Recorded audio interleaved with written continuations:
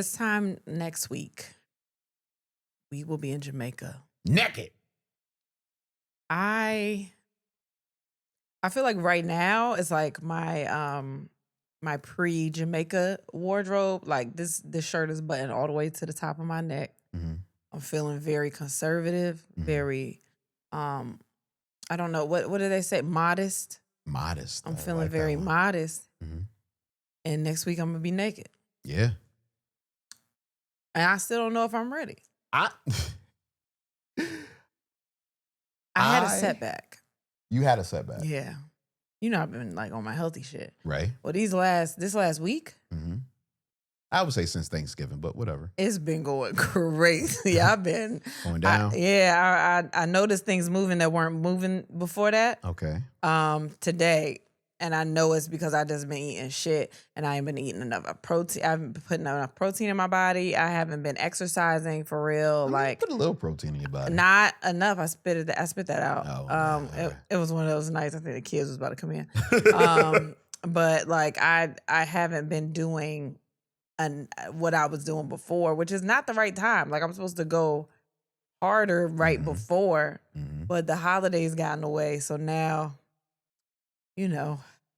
I don't know what I'm comfortable with. And I think my ass leaving again. I ain't really been doing my squats and shit like I was supposed to, and my protein and stuff. Like I think it's slimming down, but like I'm starting to see it back in my stomach again. And I don't know if I think my ass is leaving again. See, my problem is I don't really know if I have the problem you said I had, which is body dysmorphia. What do you mean? Because, okay, so like you, maybe not exactly like you. For the last 2 weeks, on Thursday, I have been just going off until Monday. For the last 2 weeks, I did it last week and I did it Thanksgiving week. What do you mean going off? So usually I give myself the weekend to kind of chill. Friday I'll get a Frappuccino. That's my little treat for on Fridays. Saturday and Sunday I'm still, I'll use your word, modest with the eating. But overall, if I do something that's bad, I'm not hard on myself. So for the last 2 weeks, I've been doing that on Thursday instead of like Friday, Saturday. And I looked in the mirror the other day and I was like, my nigga, am I jiggling again? But I was like, I don't think I ever stopped jiggling. And I was like, oh my God, I hate the way I look. And yeah. I think that is body dysmorphia. It might be because I could tell if the clothes weren't fitting really loose, I could not tell anything. Well, the clothes in the scale, but yeah. Now I'm noticing just certain things that I'm putting on that 2 weeks ago fit different. But you still look good though. And you got a week. Do I? Yeah. Not really. Okay, half a week. Because we're still traveling. Yeah. Yeah. And I'm probably not gonna exercise while we travel. Well, you can exercise tomorrow. And when we travel, I eat like shit. Okay. But you can exercise tomorrow. You can exercise Friday, Saturday, Sunday, maybe. Probably not Sunday. But the show was Sunday. The show was Sunday. Yeah. But yeah, so I'm just a little nervous. You'll be fine. Like I've been trying to think it out. Like, how do I feel? Like I've been trying to just walk around the room naked and just like, how do I feel in this environment just freely? You opening the window just in case somebody can see you? No, I'm still nervous because our kids are everywhere. Right. So I'm like, I'm still not comfortable. I still feel weird. And it's like, not that, like the little boys have seen me with no clothes on, but I make a point to cover up because they ask too many questions. And it's not that I want to sexualize bodies. I want everyone to realize, bodies are natural. They're and they're my babies. They came from me. Bodies are beautiful, whatever. They're like poking my nipples and I don't like it. Yeah, it's not. Yeah, they do. Because they confuse. Nipple? Like, why mine don't look like that? They'll be like, Daddy, why your nipples? That's my favorite way that they ask questions. Why? Because something is bothering them and they so concerned, but they can't express why they concerned. They just, why your belly? Why my belly? What? It's just they just don't understand why the belly, why they can see it. Why, Daddy? Why your belly? Daddy, what? Why your nipples, daddy. Oh, Like, man. it's like they're so flabbergasted. Yeah. But it's like I've tried to walk around the room and just be naked and just, but I'm always, there's that fear that someone's gonna come running, especially the girl. She loves to run in. And I don't really give a shit about her seeing me, but it's just like, if I jump when she comes in and that's my kid and she a girl and I don't know how I'm gonna feel.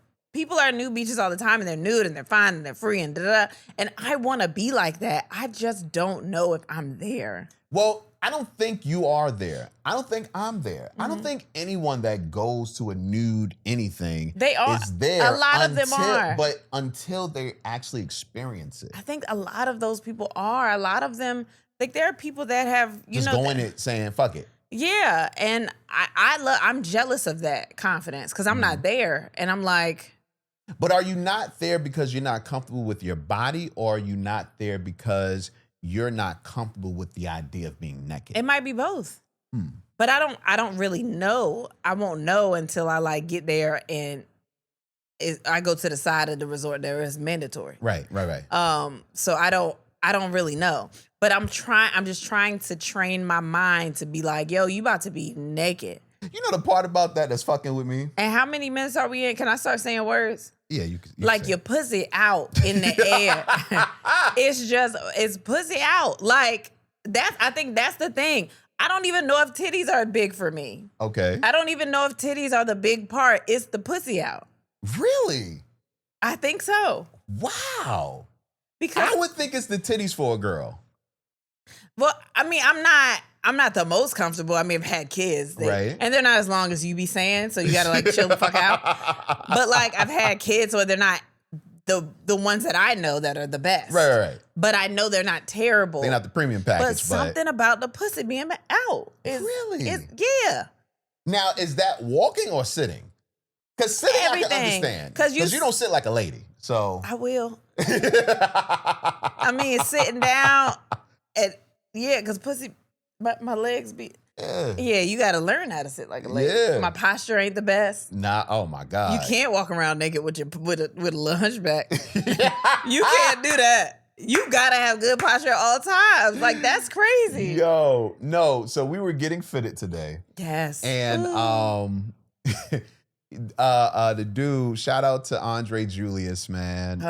Just look him up and you'll see. Yeah. We're about to be fly. You'll know why. You'll know why. But anyway, shout out to him. He told me to lift up my shirt because he was taking measurements that I hadn't even know existed. I've never had anything that custom. My wedding dress wasn't even that measured. Crazy. Like that. That's what I was telling him. I'm like, yo, they didn't do this for my tux. Yeah, like, they didn't do that at all. And like, I didn't know there were like 3 or 4 measurements in Time the out. arm.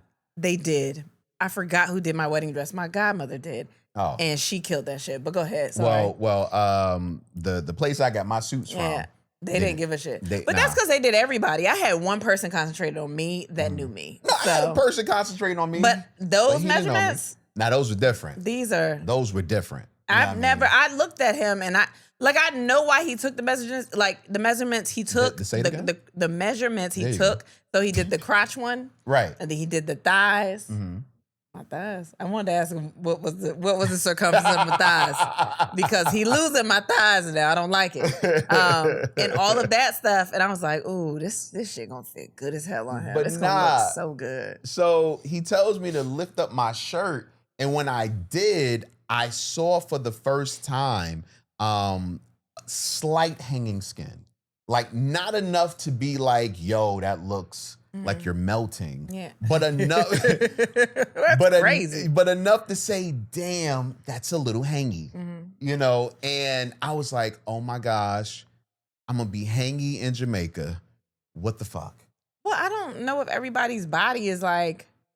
Yeah, but it's not about others so much as it is about me. And I think that's where I'm at too. Right. Because I know there's all different kinds of bodies that go to places like this. Right. And that's fine. But it's just, I think because it's me and I'm like, I've never been put in a situation where I've just been naked on display for like multiple people. Right. And it's like, I know what my best was and it's, this don't happen often. And it's like, damn, this is the body I'm giving y'all. Yeah. Like y'all didn't even see, like I used to, you know what I mean? It was crazy back then. You know what I then. mean? I don't know, but and now this is what I'm giving y'all. So I know what my best is. You know what I mean? You know what my issue is? What? It's a two-parter. So the hangy, Yeah. that's cool. Yeah. But I never really was inside of gym during high school, like in the locker rooms, nor do I like being in gyms at gyms. I'm not used to dick just being out. Yeah, it's gonna be dick. It's gonna be dick out. Right. It's gonna be a lot of dick out, too. Including mine. Yeah. And I don't know if I have dick out dick. Hey, and Like some days I'll be having like my big dick day and it's like, oh yeah, this is a dick out dick. yeah. But then other days it'd be like, hey, it's a little nippy, you know, and I don't know if it's dick out dick. And the problem is it's warm outside. Yeah, so you're not gonna know until you get out there. And you just there. Here's my thing. And this, look, I'm not judging anyone because I don't know the situation. Right. I'm just thinking about like, because it's a mad men and women going, whatever. Like when the men get together in the new where the dicks is out. You said something Like- about basketball, and I was like, No, they play I hope basketball they with not clothes playing. on. Oh, okay. No, I don't think. Stop digging me up, dog. Yeah, because then you have Pause. and Like- dick gonna be on the ball. Like that's a lot.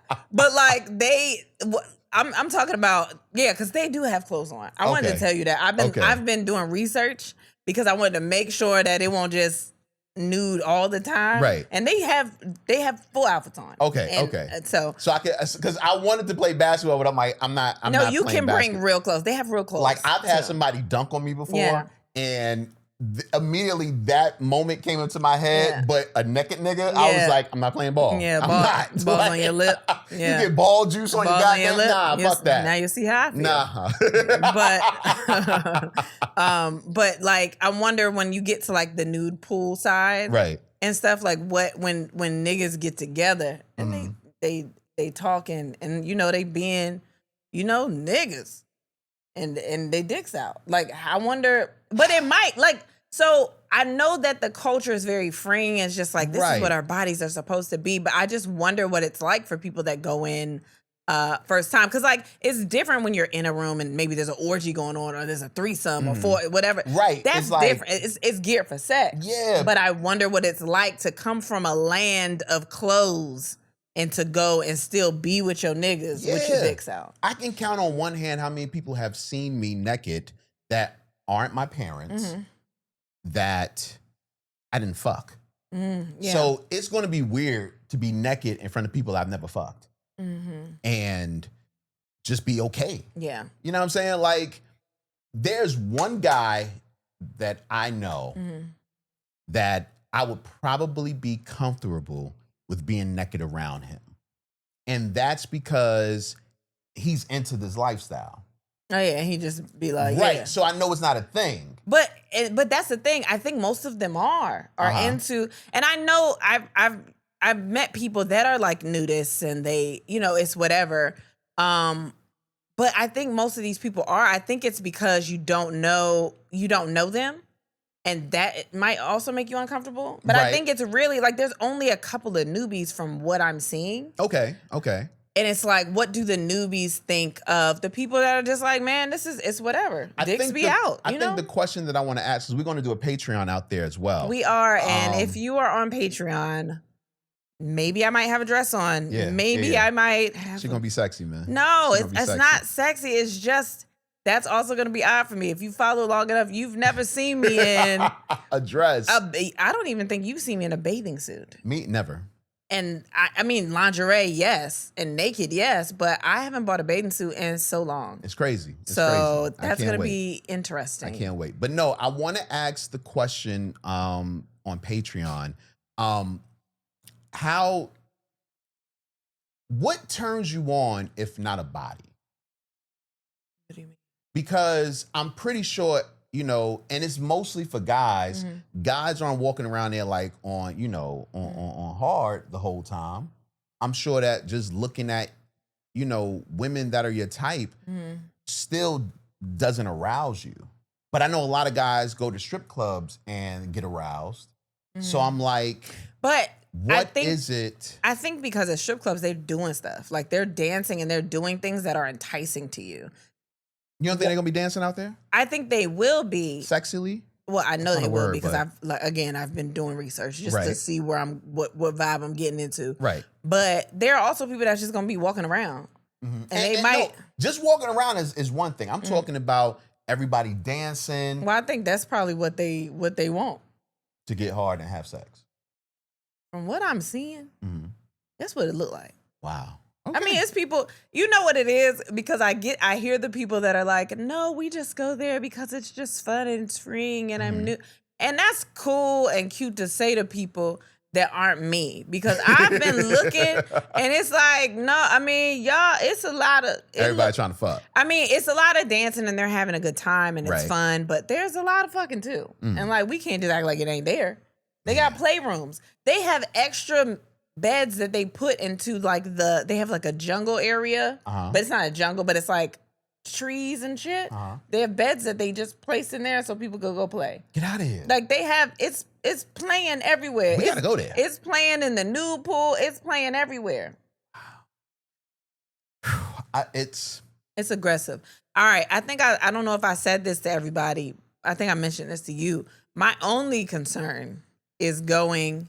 And I mean, I like, I'm nasty. I like nasty shit. But like, you go and you in the nasty shit, and then you wake up the next morning and you just want eggs. You just trying to chill. You don't really want to see it, and then you walk outside and it might be fucking on the beach. You know what I mean? And like, what if you get tired of seeing fucking for a while? Because I know after I'm done coming, I don't really want to see it for a second. I just need a period of time to just get myself together. And what if there's so much that it's overwhelming that. You know what I mean? Like, I don't want to get tired of sex. Like, I like being freaky in my little pockets, but like, what if it's all day? Like, maybe I just want to play Uno today. Maybe I just, you know what I mean? I just want to do some regular shit that you could do with clothes on. I mean, if you got to be new, you new, but you're not fucking. Like, what if it's too much? How many times do you think, on average, matter of fact, I'll answer the question too. We'll answer at the same time. Okay. How many times do you think, on average, while we're out there, are you going to have sex a day?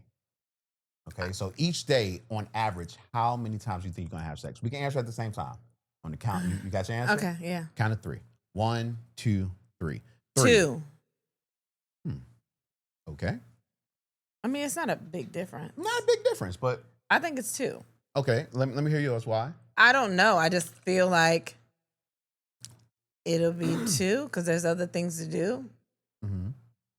But I don't know. Okay. It's going to be interesting to know what it is when we come back. What you mean? Oh, yeah, what the number was? Yeah, because they got mirrors on the ceiling. They do. Okay. Different question. Oh, gosh. How many times do you think we're going to have sex in our room as opposed to outside of our room? I feel like it's going to be in our room most of the time. Really? I think so. Okay, why? I don't know. I just think it is. I don't know. Okay.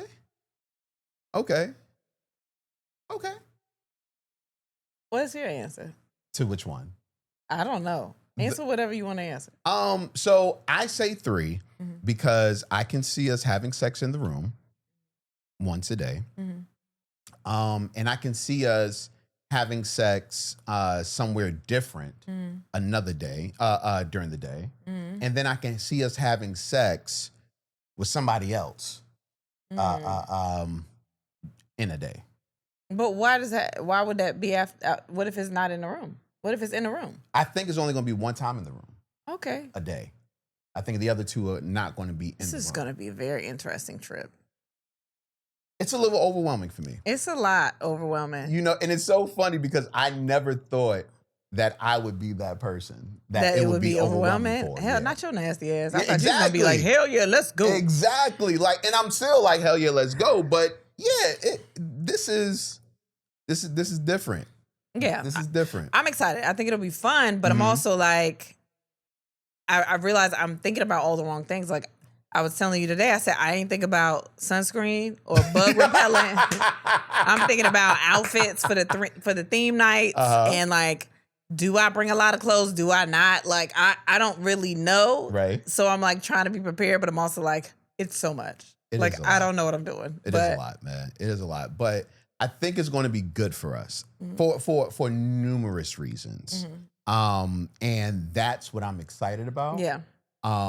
But it is very overwhelming. Yeah. I am going to be shell shocked. I'm telling you right now, when we walk into the. And the thing about us walking in is we're actually walking in 2 days later than the group we're going. Right. In. So they're Right. gonna be prime and ready. They're gonna know each other. They're gonna know each other. They have group chats and stuff, and I'm in them, but I don't be talking. Do you know the weird part about them knowing each other and us coming late? Yeah. It's like, how do you have a conversation With everybody, they all know each other. Right. And like, what do you say to spark the conversation while you're naked? We know one person.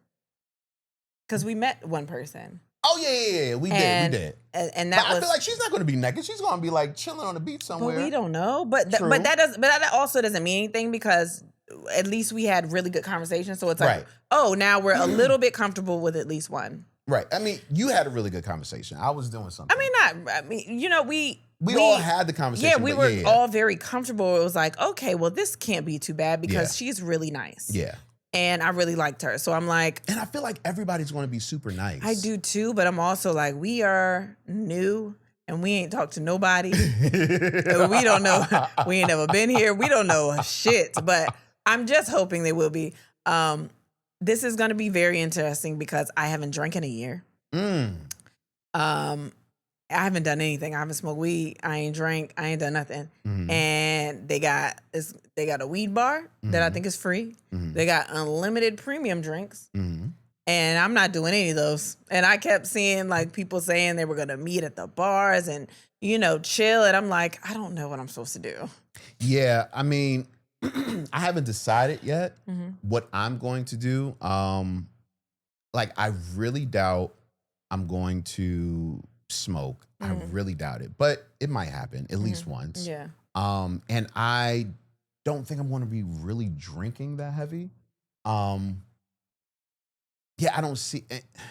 But you also don't know. They could be cool as fuck and be like, shots for everybody.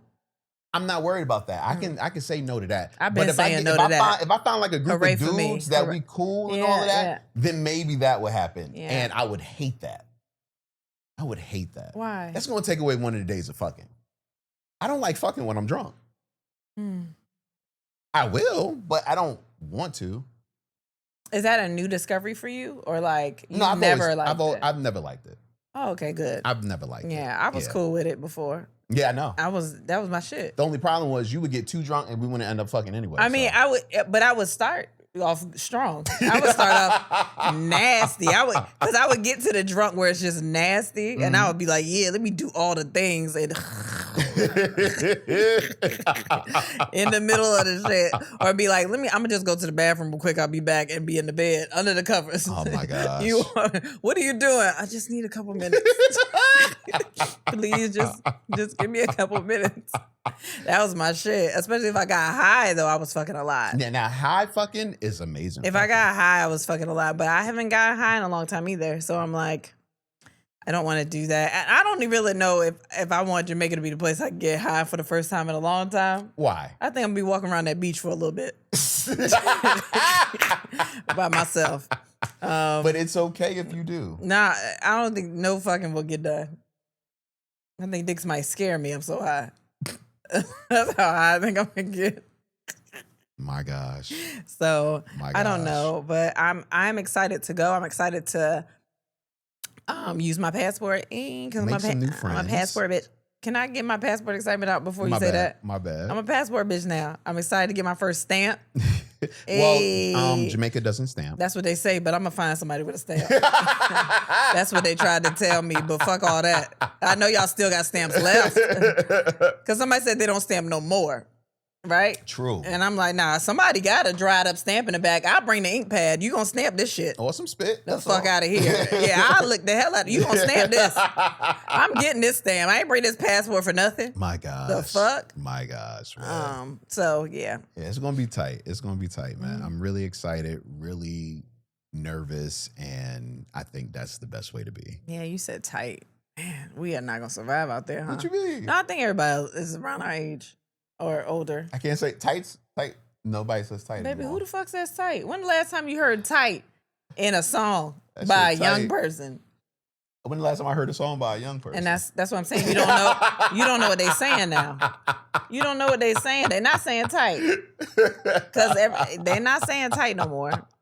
You right. Yeah. You right, man. But it's all right. Baby, you can say whatever you want. For real. You can start your own trends. You don't have to follow them kids. Yo. Kids oh don't my know what God. the fuck is tight. They don't. It's J-Rod. Kristen Seville. And then we the podcast, fast growing podcast in Jamaica. Yeah. Well, that's wow. We're gonna get put out. What? Before we get there. The fuck is that accent? That wasn't an accent, really. It was a way of saying the word. I don't think you could just say Jamaica. Okay. In Jamaica. It's a little bit like an accent. Every time we talk about a place that's not here, you adapt that accent. Yes, you do. And if you don't know the accent, your New York accent gets stronger. So you just want to throw something in there. Accent goes. Yeah, we throwing in something different to let you know it's not Virginia we talking about. Yeah. You didn't even give them no horns. That's fucked up, I'm man. sorry. I ain't been doing horns in a while. You ain't said nothing before. Nobody has either. I don't think they miss them.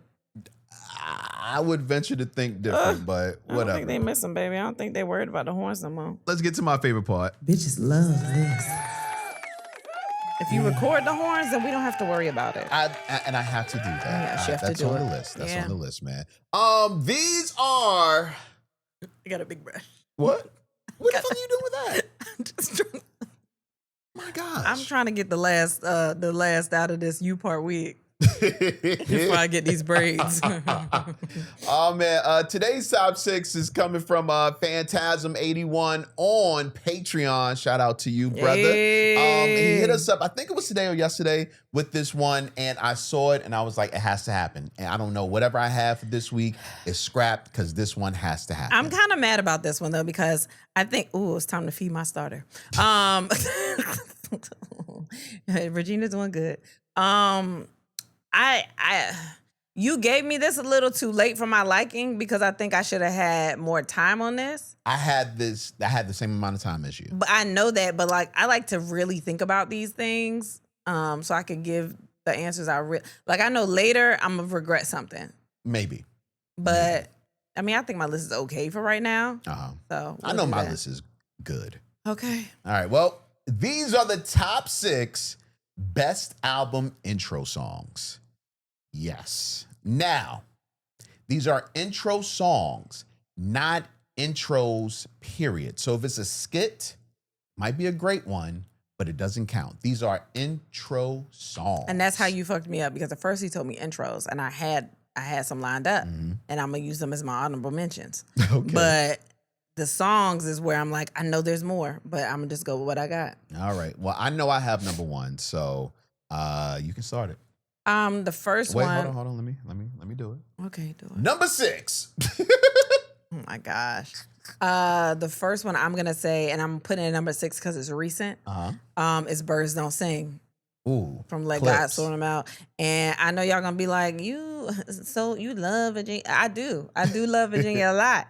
But I did think it was kind of fly how they started that album with that song. Nah. Usually people end albums with songs like that, and they were like, no, we starting from the gate with this. I thought it was so dope that it was so different, and it was such a good song. So I'm gonna put that. Yeah.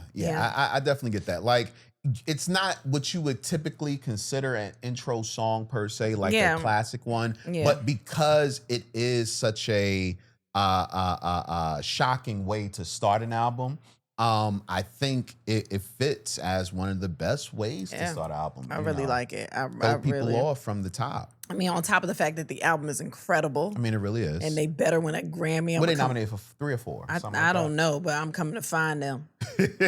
I'm coming to find them because they better and win. we are going to their Christmas concert since we missed the first concert. So we are going?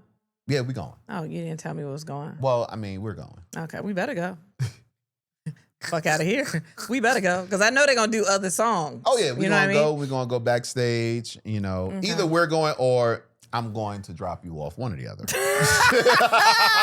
Oh, because I leave you. You ain't got to say nothing but a word. Oh, you gonna be all right? Well, you come get me in.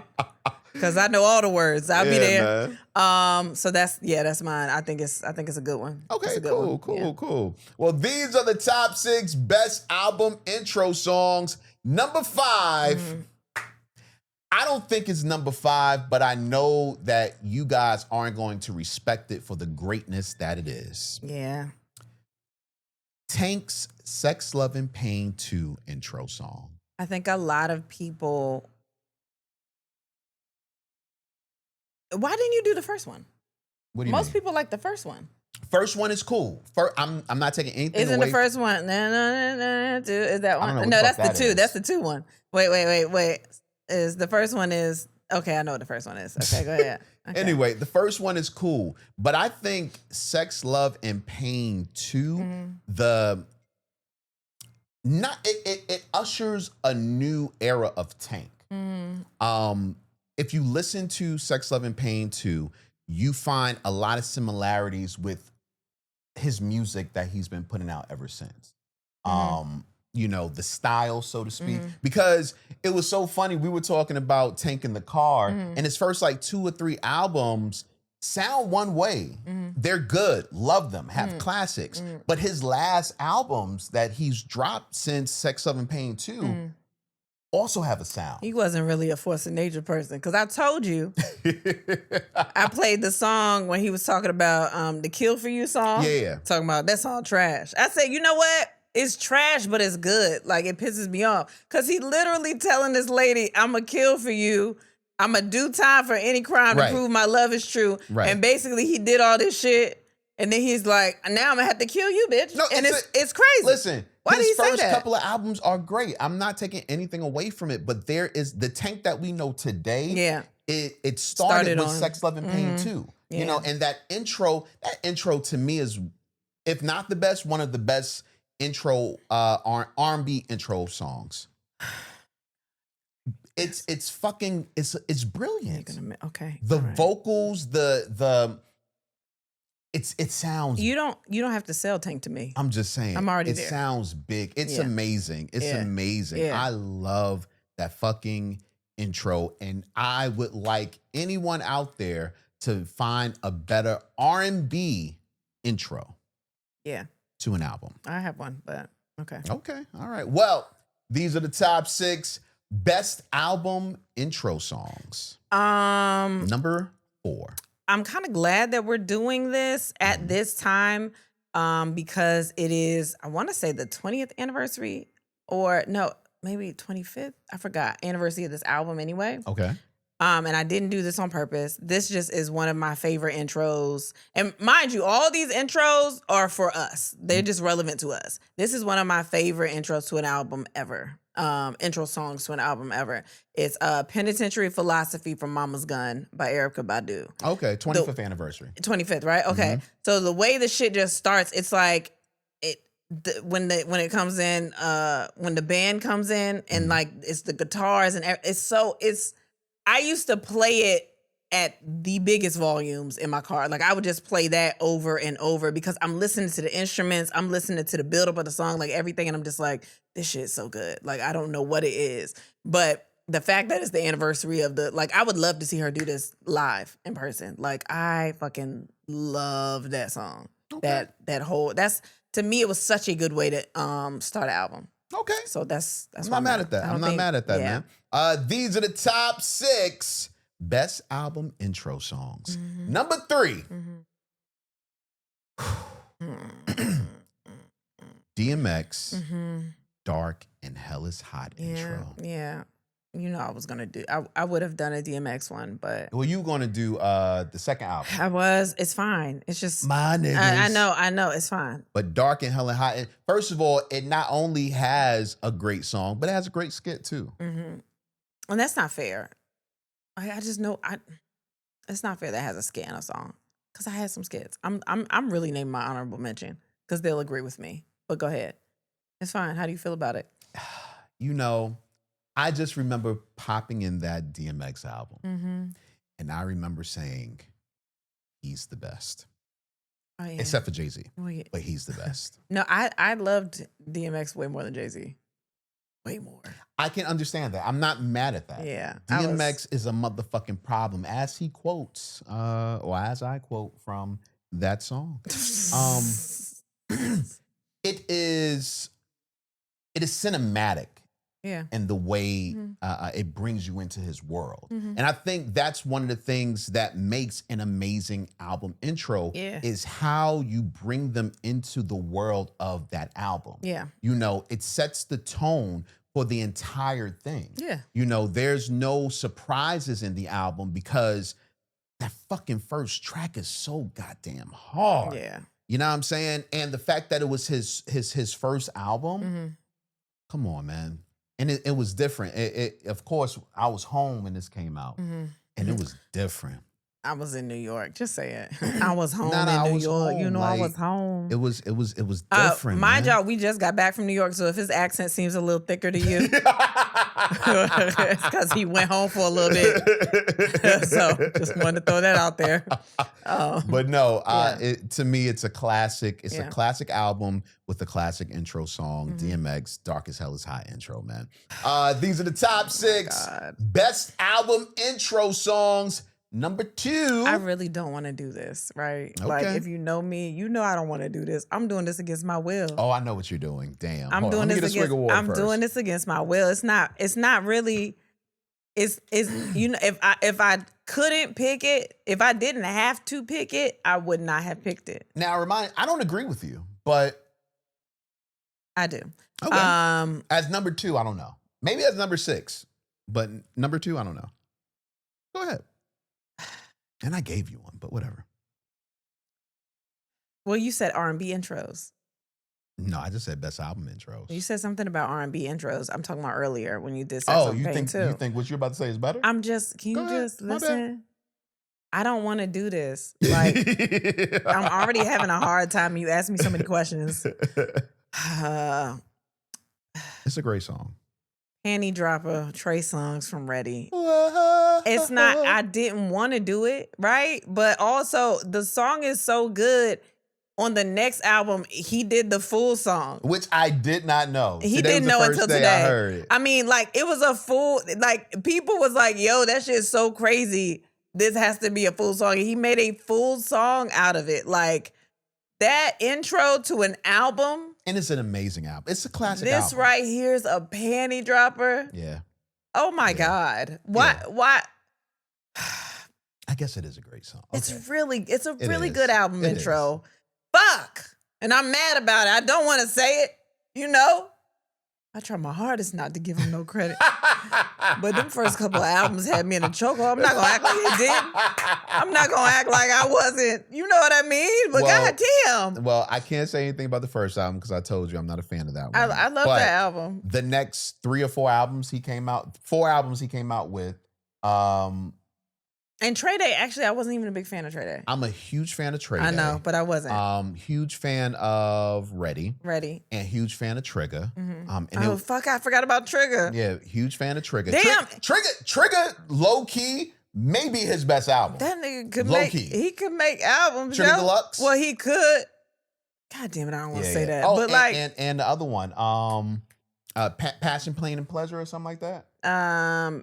That's what the Panty Dropper song is on. Oh, okay.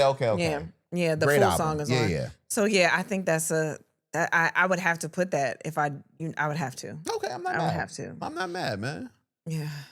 I'm surprised, but I'm not mad. I don't think you should be surprised. I'm surprised you put it in there. I did it against my will. What are you talking about? I had to do it because I recognize greatness when I see it. Gosh. All right, man. These are the top 6 best album intro songs. Before we get to number 1, if you want to go ahead and tell us which ones you think we missed, make sure you drop it in the comments or you can just hit us up. Let me give you 2 honorable mentions before you mention number 1 because number 1 I feel like people would have guessed already. Okay. To be honest. The honorable mentions are not songs because this is when he told me blah, blah, blah. My first honorable mention is damn it. Why did I just do that? Hold on. I know what it is.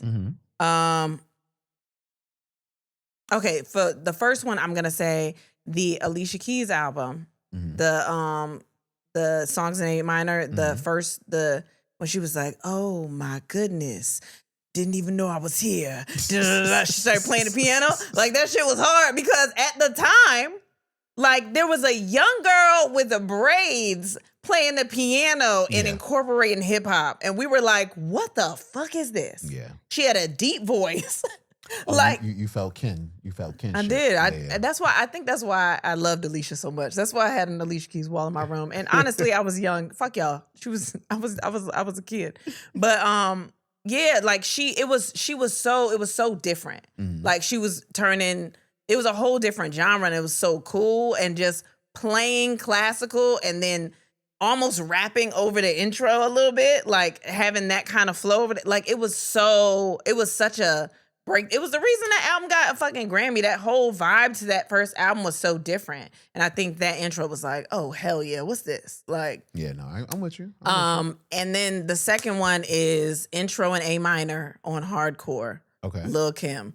When the nigga is in the adult movie theater, and then he get the popcorn butter, and he start jacking off to the movie. Now, if we being honest, she was a kid, so all this is nasty.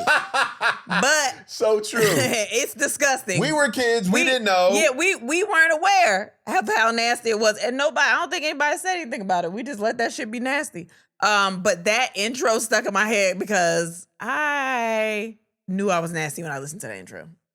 When I listened to that intro and I got a little excited, I was like, oh, I can't listen to this around anyone. And I had to, take the headphones out because it was real nasty. But it's such an iconic intro on an album just in general that it's like, all right, yeah. So I had to throw those in because. Okay. Well, while we're at honorable mentions, I'll go ahead and give my 3.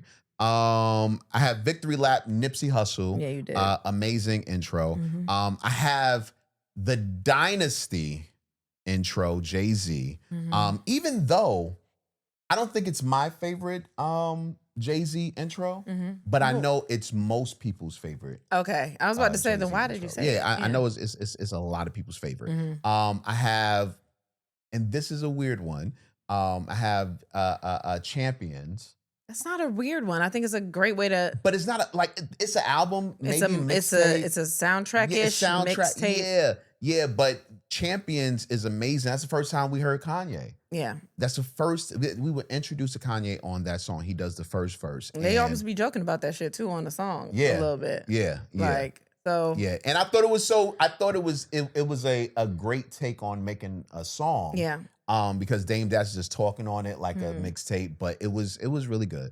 And finally, A-Marie, Why Don't We Fall in Love? Yeah, that was a great way to start an album. Yeah. I thought it was I don't know if I would have put it on that list, but it was it definitely sets the vibe for the album.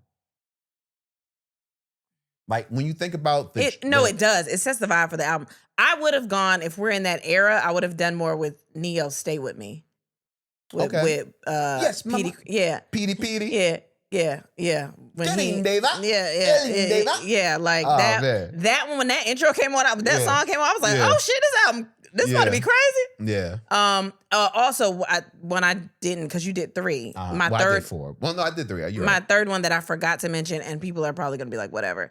When I heard 95 South on the off season, I was like, oh my God, I don't know why I was so in love with that shit. Maybe because it was Cam, J. Cole, because it was Cam. Okay. And I kept listening to it. I was like, oh shit. Now, I mean, whatever you think about everything else, something about that and me being a millennial bitch, I was like, oh my God, this is crazy. He got Cam on here. It's wild. But yeah, so. Okay. Well, and there are other things. I just want to throw that. It's so many, and I'm sad. You got me upset. Don't be sad because they can go ahead and put it in. I know, but you just got me upset because I know they're going to talk shit, and I don't like that. I ain't have enough time to think like I wanted to. I'm happy with what I put forth, but I know y'all going to be like, how y'all did input? Shut the fuck up. All right, well, we are at the number 1 best album intro song, and I'm pretty sure y'all guessed it. I don't think there is a better intro song. Matter of fact, I want you to pause it, write it down, push play, and see if you got it right. That's a nice little game that we can all play, and then send us a screenshot because I want to know if you guessed it right. Meek Mill, Dreams and Nightmares. Of course. Like, why the fuck would it not be that? It's such a great song that at our wedding, our romantic fucking wedding. It was beautiful. It was pink in there. It was nice. When this song came on. It was rose gold. Everyone's dressed in their best. And not after that. I'm talking about we threw kids in the air when this song came on. Literally.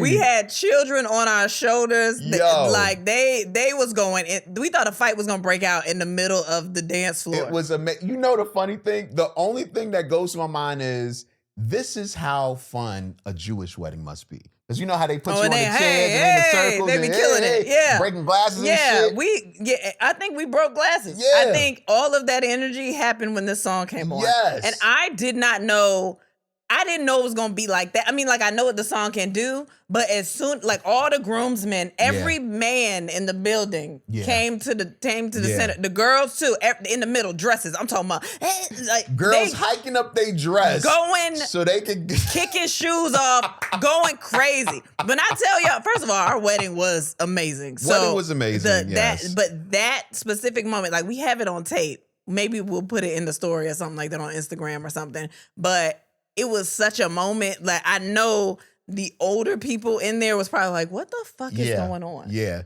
Because it went from classy to that. Yeah. And then the party was turned the entire rest of the time. Like, our daughter sang At Last. Yeah, before she was a flower girl. Yeah. She sang At Last. It was so sweet. And then this shit came on and they fuck At Last forever, whatever. Just going crazy. The funny thing is, my friend was the DJ. And I was so mad at him the entire fucking time because he fucked up the wedding intros. Yeah. The songs that we asked him to play. Yeah, the wedding party intros he fucked up. Yeah. And the songs we asked him to play, he fucked up. Yeah. And I was not gonna be his friend. Matter of fact, I did stop talking to him for like a year or two. Yeah. Maybe 3. Yeah. But anyway, but when he threw that on though, I was like, I'll be his friend again one day. Yeah. like I know it's not forever. You know what I mean? Like, I'm gonna stop talking to this nigga, but I know it's not forever because he brought us all together in that shit. Yeah, exactly. Yeah. Exactly, man. Yep. But yeah, Dreams and Nightmares, the best intro. It's a classic. I urge you to hit me up if you really have a song that intros an album that's better than Dreams and Nightmares. Yeah. Any genre. Yeah. I don't know if anybody has one, to be honest. Nah. Because I fully agree. And usually I don't agree with shit you do. When it comes to these lists, a lot of the times I'm not on your side, but yeah. Yeah. Well, these were our top 6 best album intro songs. And let's keep it moving. How was your day? My day? Well, week. I'm sorry. How was your week? My week. 2 weeks. It's been 2 weeks. Yeah. Kind of missed it. Can we talk about that? Yeah, we can talk about it. So we recorded a really good episode for you. Yeah. We did a really good episode last week.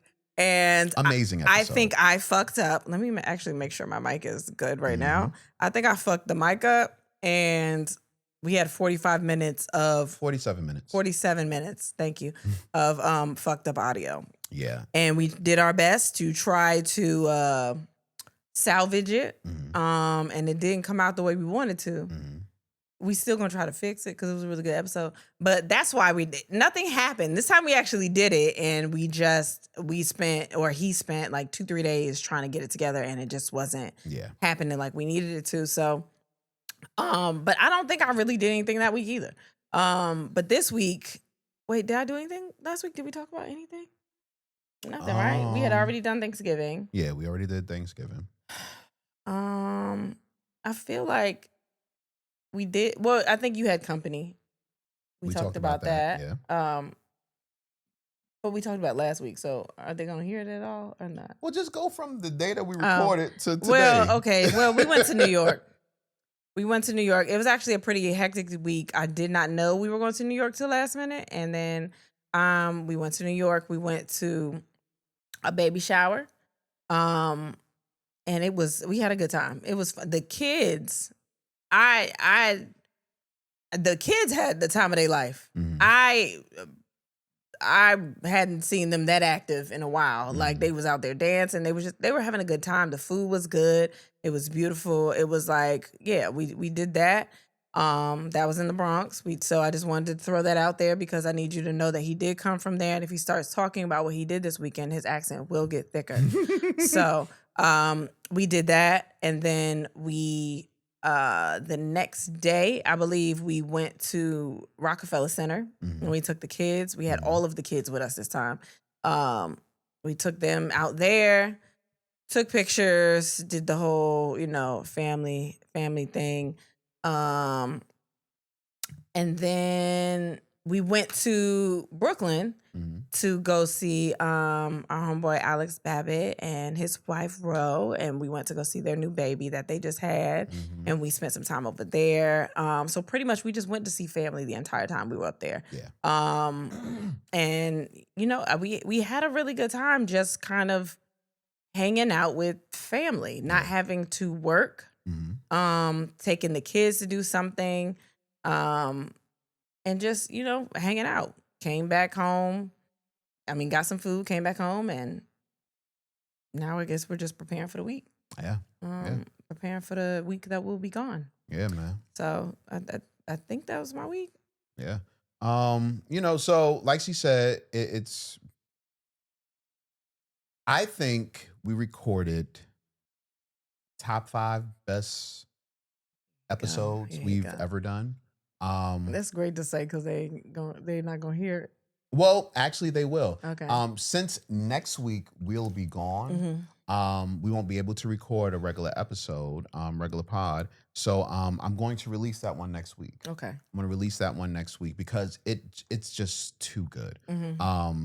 It was really good. We hit up a lot of things that she was firing off on all cylinders, man. It was amazing. Oh. And it seemed like that happened, and then each day it just got progressively worse.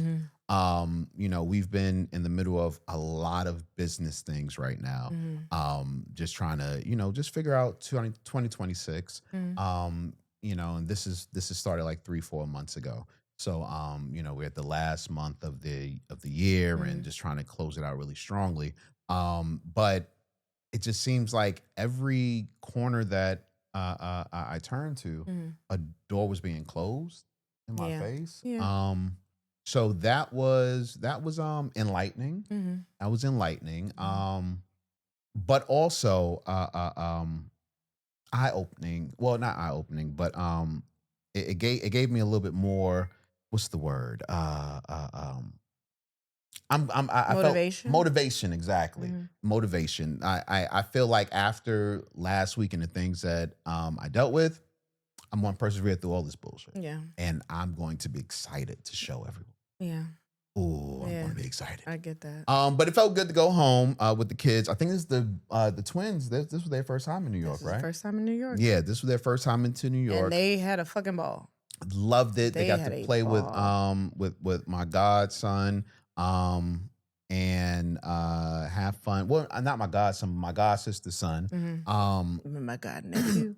Yeah, maybe. I don't know how that goes. Nephew. God nephew. Your nephew. God nephew. We'll just go with that. Felt that. I think Yeah, that's yeah. new. But yeah, so they played with him the entire time. We got down to Rockefeller Center. Now, I felt it very important to take the kids to Rockefeller Center because when I was young, my father used to take me there every year. He used to take me to Rockefeller Center and take me to go see all of the displays and the windows throughout downtown. But I haven't done that since I was about 8 or 9, maybe not even that old.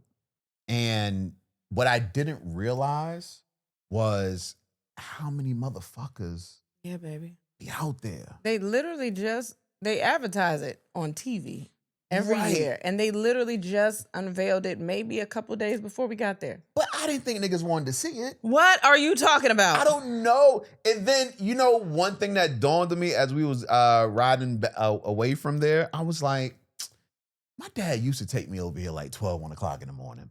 Like it was always late as fuck at night when he would take me to go see the tree and everything out Maybe there. because he knew it was gonna be. Yeah. And I was like, shit, maybe that's the case. Yeah, he knew. You know, even when I was spending, because I used to spend a lot of time in 30 Rock, and during that time, I will always go late during the holiday season.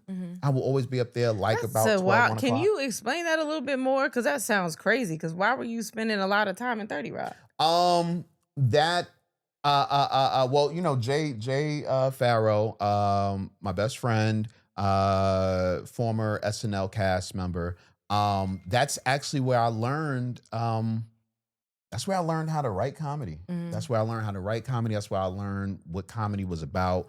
You know, it was like an intense masterclass on, you know, doing things the right way when it came to comedy. You know, I had always been interested in comedy, but you didn't think it was funny enough? No, fuck you. No. Okay. Yeah, you gotta have less confidence. No, honestly, I always revered stand-up. So I never went further than, you know, saying stand-up. Yeah. And I was like, okay, well, I'm not doing stand-up because only greats do this, even though now, whatever. But yeah, so so I was up there all the time just learning shit. But even when I was up there all the time, I was definitely going there late. Yeah. You know, or being there super early in the morning where you don't deal with those crowds. Yeah. You know what I mean? So that dawned on me as we were leaving not Times Square and everything, but I was still happy that the boys got a chance to see it. See the tree, even though they had to get on our shoulders or some shit like that. They still liked it. They still thought they were having a good time. Like it was still cool. Yeah, I got them ice cream in the free. Oh my gosh, they were so cold. And that's the problem with taking kids around stuff like that where the vendors are everywhere. Because they saw the ice cream and they were like, I want ice cream. And they not thinking, it's cold as a bitch outside. Why are we getting that? They just like, I want ice cream. I'm a kid. I'm 7. I gotta have ice cream. Yeah, like, and I did it. Because he is a punk, yo. Because I would have been like, fuck no, it's cold as hell. No, because I wanted this to be a core memory. Have an experience. Like I wanted, like, that's all I wanted. That's all I wanted. Yeah. Was my boys to have a core memory. And they did. Yeah. They had a really, really good time. Santa got arrested out there. That was crazy for them to see. Because they was like, the police, why the police? Everything, why the police? Why your belly? Why? And what the cops say? They all dressed up like Santa. No, then another one was like, Santa's been a bad boy. Did he say that? I didn't hear that. One of them did. I think the white one did, and the black one was like, they all dressed up like Santa. So I was like, first of all, don't ruin my children. But I can't curse a police officer out. You know what I mean?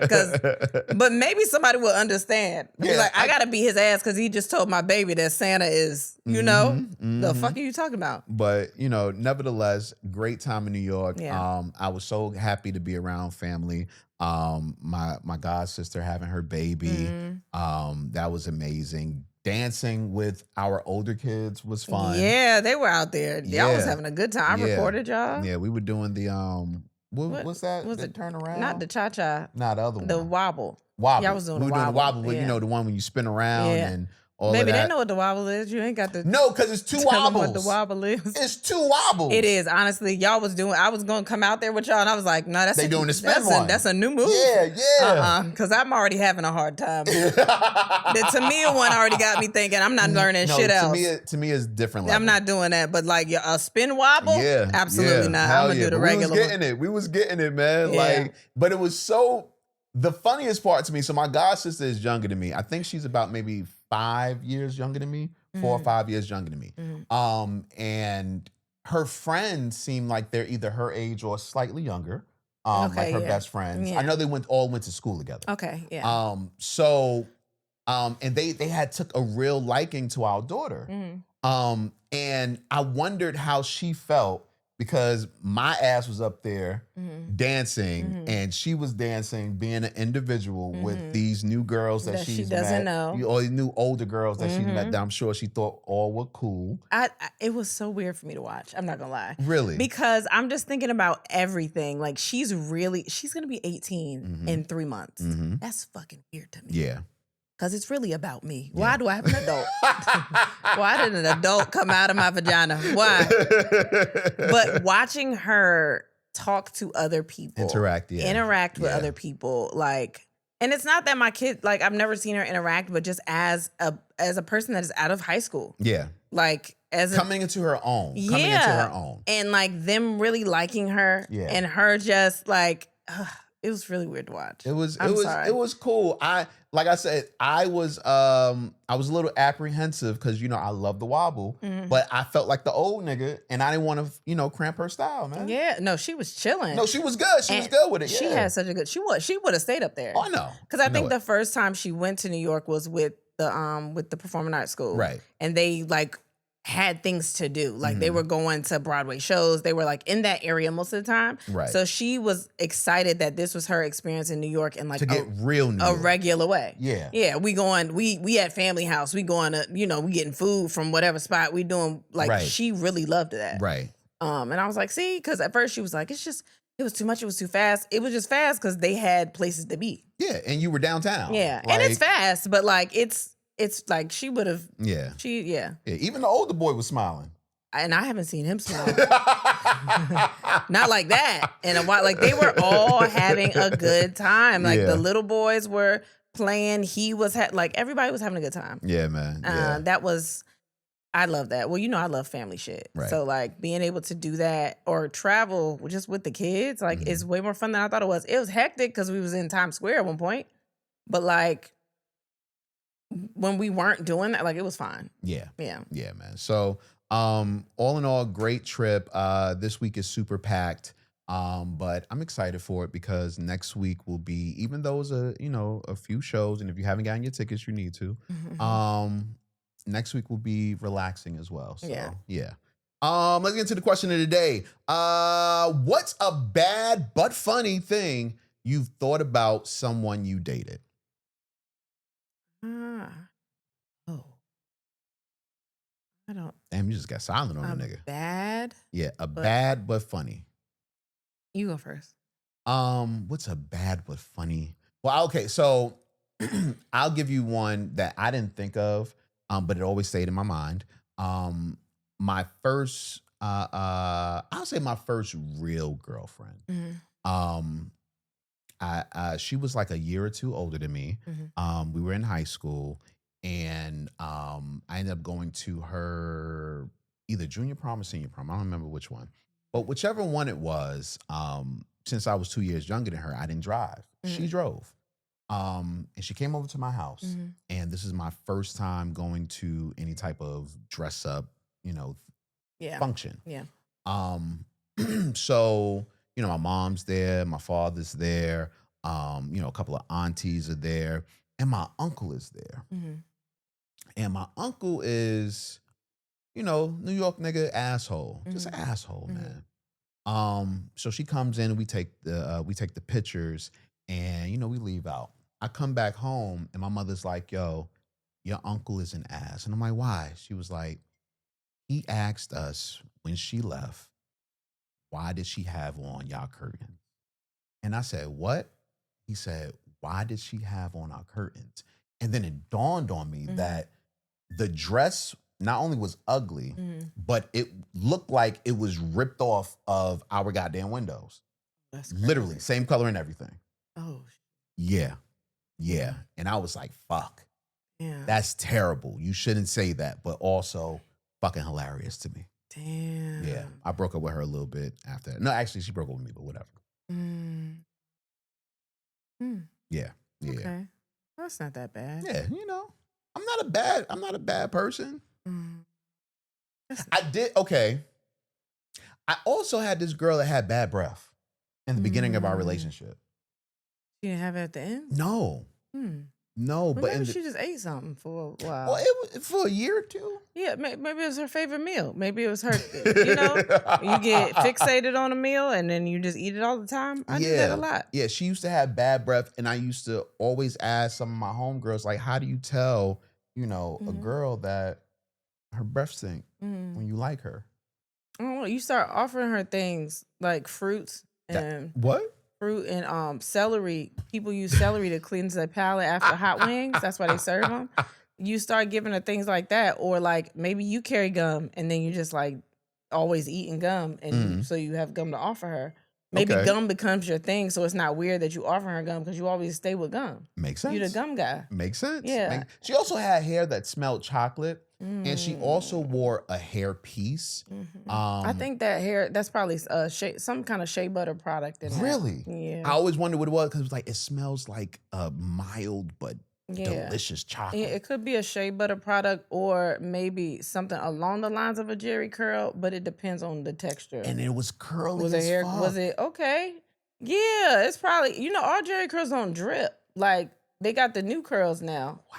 They still do them on people, but they don't drip. But this was like in the 2000s. Yeah, it's a perm set. It's a perm set. It's a permanent perm thing. Really? Yeah. Mm-hmm. I don't know shit, man. Yeah, it's also a little shea butter in that too. But that's good. That's good. Her hair was moisturized. Yeah, but her breath was bad.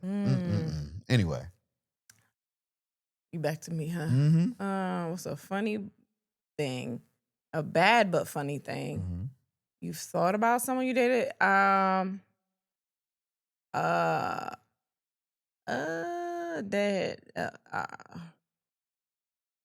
don't really know. Only thing I can think about is the crackhead. And I don't know if that's funny to y'all, but to me it's funny because I've had more than one crackhead.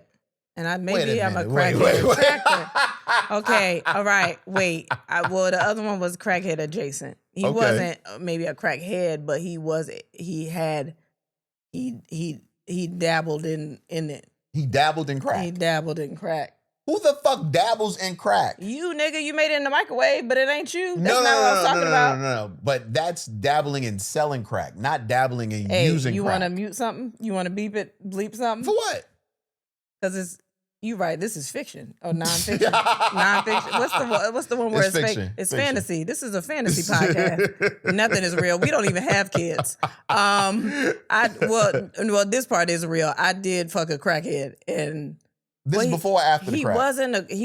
He didn't have the crack when I fucked him. Okay. But he ended up having the crack. Yeah. And that wasn't the only time you dealt with somebody that ended up. Well, sometimes you don't find out about crack till later. Wait. So you dealt with a current crackhead and didn't know he was on crack? No. I'm saying you don't find out about the crack till late. Like you don't. Sometimes they good at hiding the crack. Like they don't know that they did. You don't know it. Unless you find the crack. Sometimes you don't know. They don't really exhibit the qualities of what you would think. Okay, I'm just curious. Some people is recreational, it's fun. They're having a good time. They shouldn't. You should never do that. And I'm sorry for everybody out there that's on it. Addiction is real, but also when you're not addicted and you just do it for fun, you are also considered. Yeah. So, what would you say those two crackheads had in common? Me. Besides the crack. Me. And beside you, like what were they similar? I think one of them loved it, and the other one, liked it a little bit. But how does a woman out there now, or a man that is dating someone, know that, hey, they may or may not be a crackhead or become a crackhead? I don't know how to tell them because I didn't find out till late. So I don't know. I thought I knew, but the obvious signs weren't there. So maybe not a crackhead, just a crack enjoyer, someone that uses crack for excitement. I'm not doing this with you, yo. What? Like someone who just fancies crack, someone who fancies it. That's like, ooh, if you offer it to them, they'll be like, don't mind if I do, with a pinky up. And one of them, I think they just raw dogged it. And I should have known that. That one, he showed signs. I should have known that. that he had the potential to dibble and dabble. But, okay. I'm sorry. Maybe that's not funny. I should find another one. I'm sorry. No, listen. It's fine. One of them man. looked like a velociraptor. Nah. I like the crack better. Well, he did look like a velociraptor, but sometimes when you love someone, you don't even see that demon inside them. Wait, what? You don't see that dino. You don't. You don't see it until you walk away, and then you're like, damn, that's kind of crazy that he looked like that. And y'all weren't gonna tell me. He's a good person. I like them. I like them a lot. That's fine. All right, let's get into your answers, man. What is a bad but funny thing that you thought about someone you've dated? Someone said that once naked and turned around, he was shaped as a chubby woman. Damn. Okay. I still hit it even after I saw the poop in her butt. I just kept it going. Wow. You a trooper. But some of y'all be doing that. Y'all don't give a fuck. Sometimes you so horny, you just wipe it away with your finger. Or you're in it already, so it's like, fuck it. Yeah. You don't move it to the side? No, you don't touch it. Why? You touching it with your dick? Yeah, but that's different. Why? I look at my dick as an extension of me more so than like one of my body parts. Yeah, I don't know what that means because if it's extending from you, yeah, but it's like, a part of your body. No, like when I think of my body, I don't think of my dick. Right. I think of my dick as, extra. You cool with doo-doo dick. That's your shit. No, but That's your it's shit. happened, but fuck you. That's your shit. No, but it's happened once or twice. You know what I mean? And you just like, oh, I'm in a shitty situation, just. Nah, I'm sorry. I try not to think like that. If I see something like that it's gonna stop me. It can't, well, you wouldn't see anything like that. You don't know what I'm doing. Okay. I could be, I don't know. I could be back there. Maybe we switching positions and we not. But I'm saying maybe we switching a position and like, you happen to bend down for something. What if something dropped on the floor and you got to get it? See, the only thing I don't understand is if it's like out like that, you would smell it. Yeah, he might have smelled it. He didn't say he didn't. He just said he also saw it. He probably was like, something strange. Okay. Okay, you're right. But you don't do that, baby. Our sheet's white. So I know. When you fuck on white sheets, you can see everything. So I know you clean. It's all right. Someone said, you let him get you pregnant? Look at the roster, bitch. Oh, man. Oh, man. Same thing I said. Damn. Yeah. Damn. And I guess the same thing for guys, because I'd be looking at guys like, yo, you got that pregnant? Bro, I remember one of my boys, man. He was dating. Not you. You fine. He was dating this girl. Not me, though. Whatever. He was dating this girl and had been dating her for a couple of weeks, right? And we had this mutual friend who looked like Goo from my what was that? My Brother and Me. My Brother and Me, exactly, right? So we used to joke him all the time, like, you Goo looking nigga this, that, and the third. You know what I mean? Like, but it was all love. That's our guy. But then he came from the Bronx, y'all. Just let him talk. But then my homeboy introduced me to his girl, and she looked just like that nigga. She like Goo? Like Goo. Yeah. And I was like, you really love yourself. No. Not a homeboy that looked like Goo. The homeboy that I had, you know what I'm saying? The other homeboy, he dated somebody that looked like Goo. Which in turn looked like that dude. Ooh. And it was weird to me. And I was like, bro, I mean, you love these trash bag looking joints, but you know what I mean? At the end of the day, you know. Just let people love who they love, baby. Yeah, I just didn't think he would get her pregnant. Well, it's fine. And he did. That's okay. She could be a good person. No, she was a great person. Yeah, you don't want people personality-wise, she was a great person. Exactly. It ain't all about, Yeah, I mean, now you ain't fucking her. Now you're right. And the other one, now I felt bad for him. Why? I felt she looked okay, but her attitude was trash. Trash. You got her pregnant, my nigga? Yeah. Ugh. I hate that. Somebody said their feet used to remind me of the Muppets. I don't know why, but it was something. Okay. You left me for the other woman and her baby not even yours. Damn. Ooh. Damn. It's a bad situation to be in, man. Somebody said this nigga got some big ass teeth. Okay. Yeah. Okay. Wait. They're all broke and struggling now. Okay. Damn, that's bad too. Does he really need the camera to parallel park? Hey yo, hold on. That's all right, baby. Hold on. So this week in New York, man.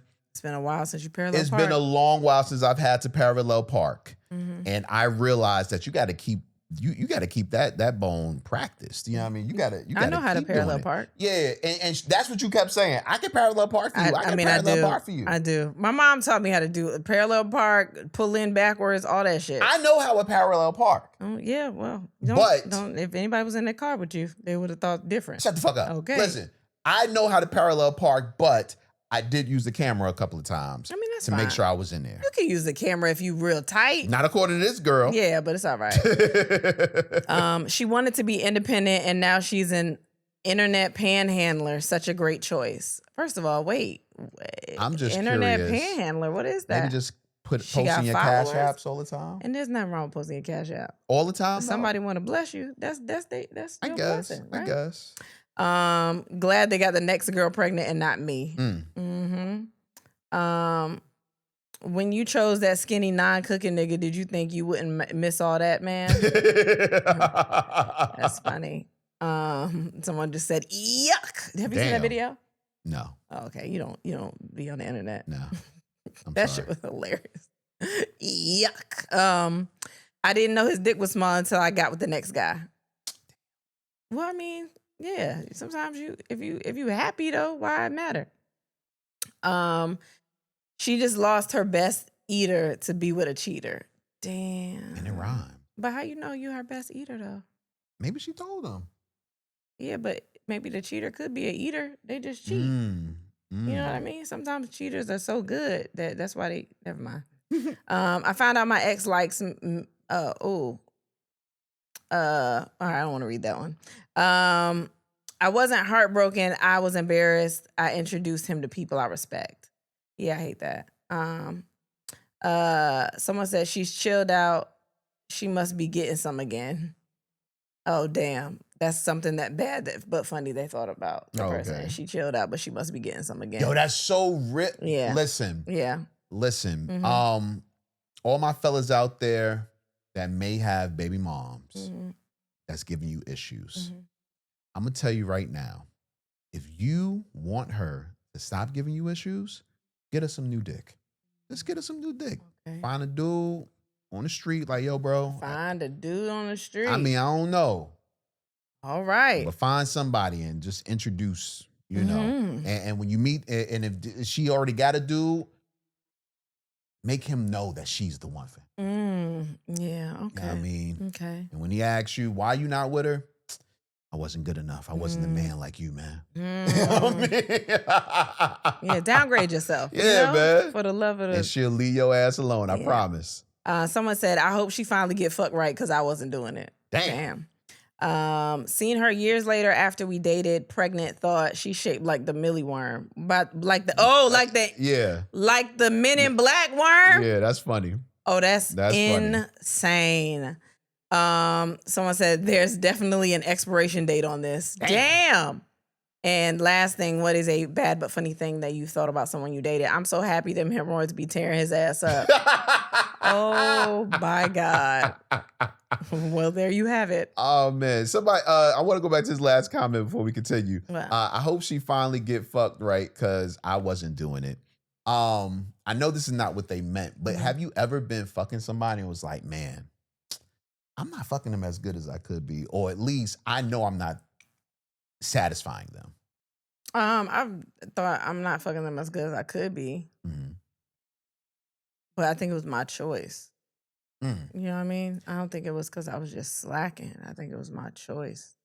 I've had that happen to me where I was literally like, I'm not pleasing this girl at all. Yeah. Not at all. And it's such a weird position to be in because it's like, when do you stop at that point? Yeah, you know what I'm saying? Yeah. Like, usually the stopping point is when one of you come, maybe both of you. Yeah, what do I do? But if you know that she ain't coming, and I know that I'm not going to come because I know that she ain't coming, when the fuck do we stop? How do we stop this? Yeah. Man, I felt terrible.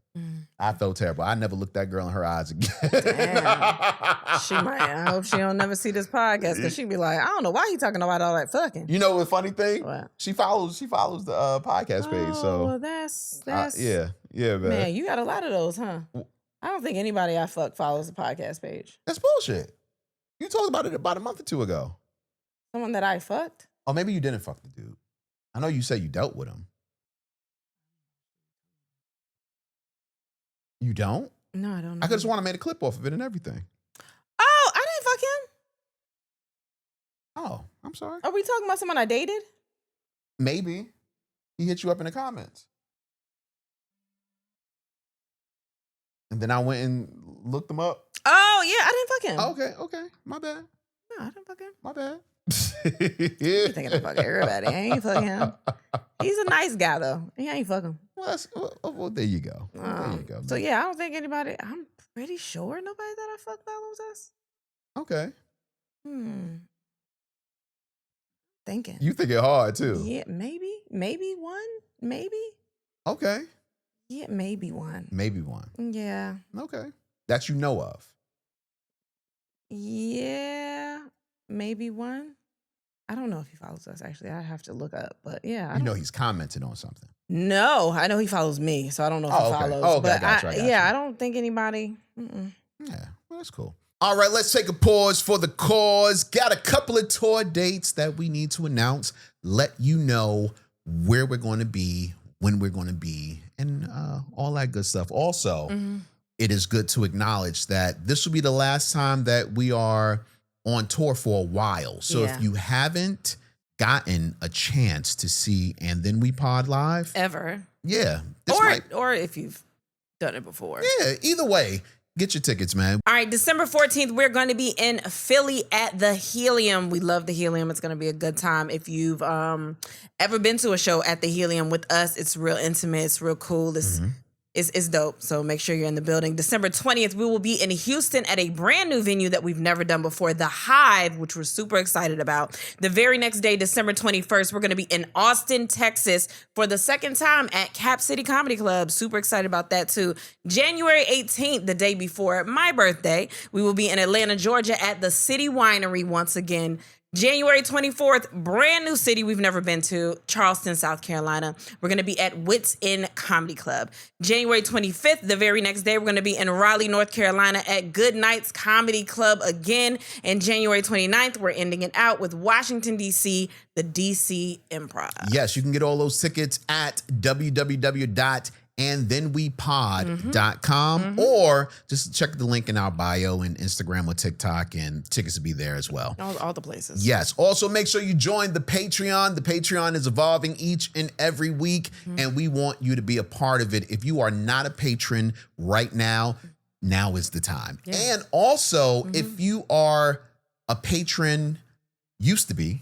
Nah, I mean, like you used to be a patron. You were, yeah. Back then. Back when we first right. started. And you're like, man, y'all don't put up nothing. Well, it's a lot of something. It's a lot of something now. It's a lot of something now. And it's more things coming. I cannot wait to show you guys what we've been working on lately.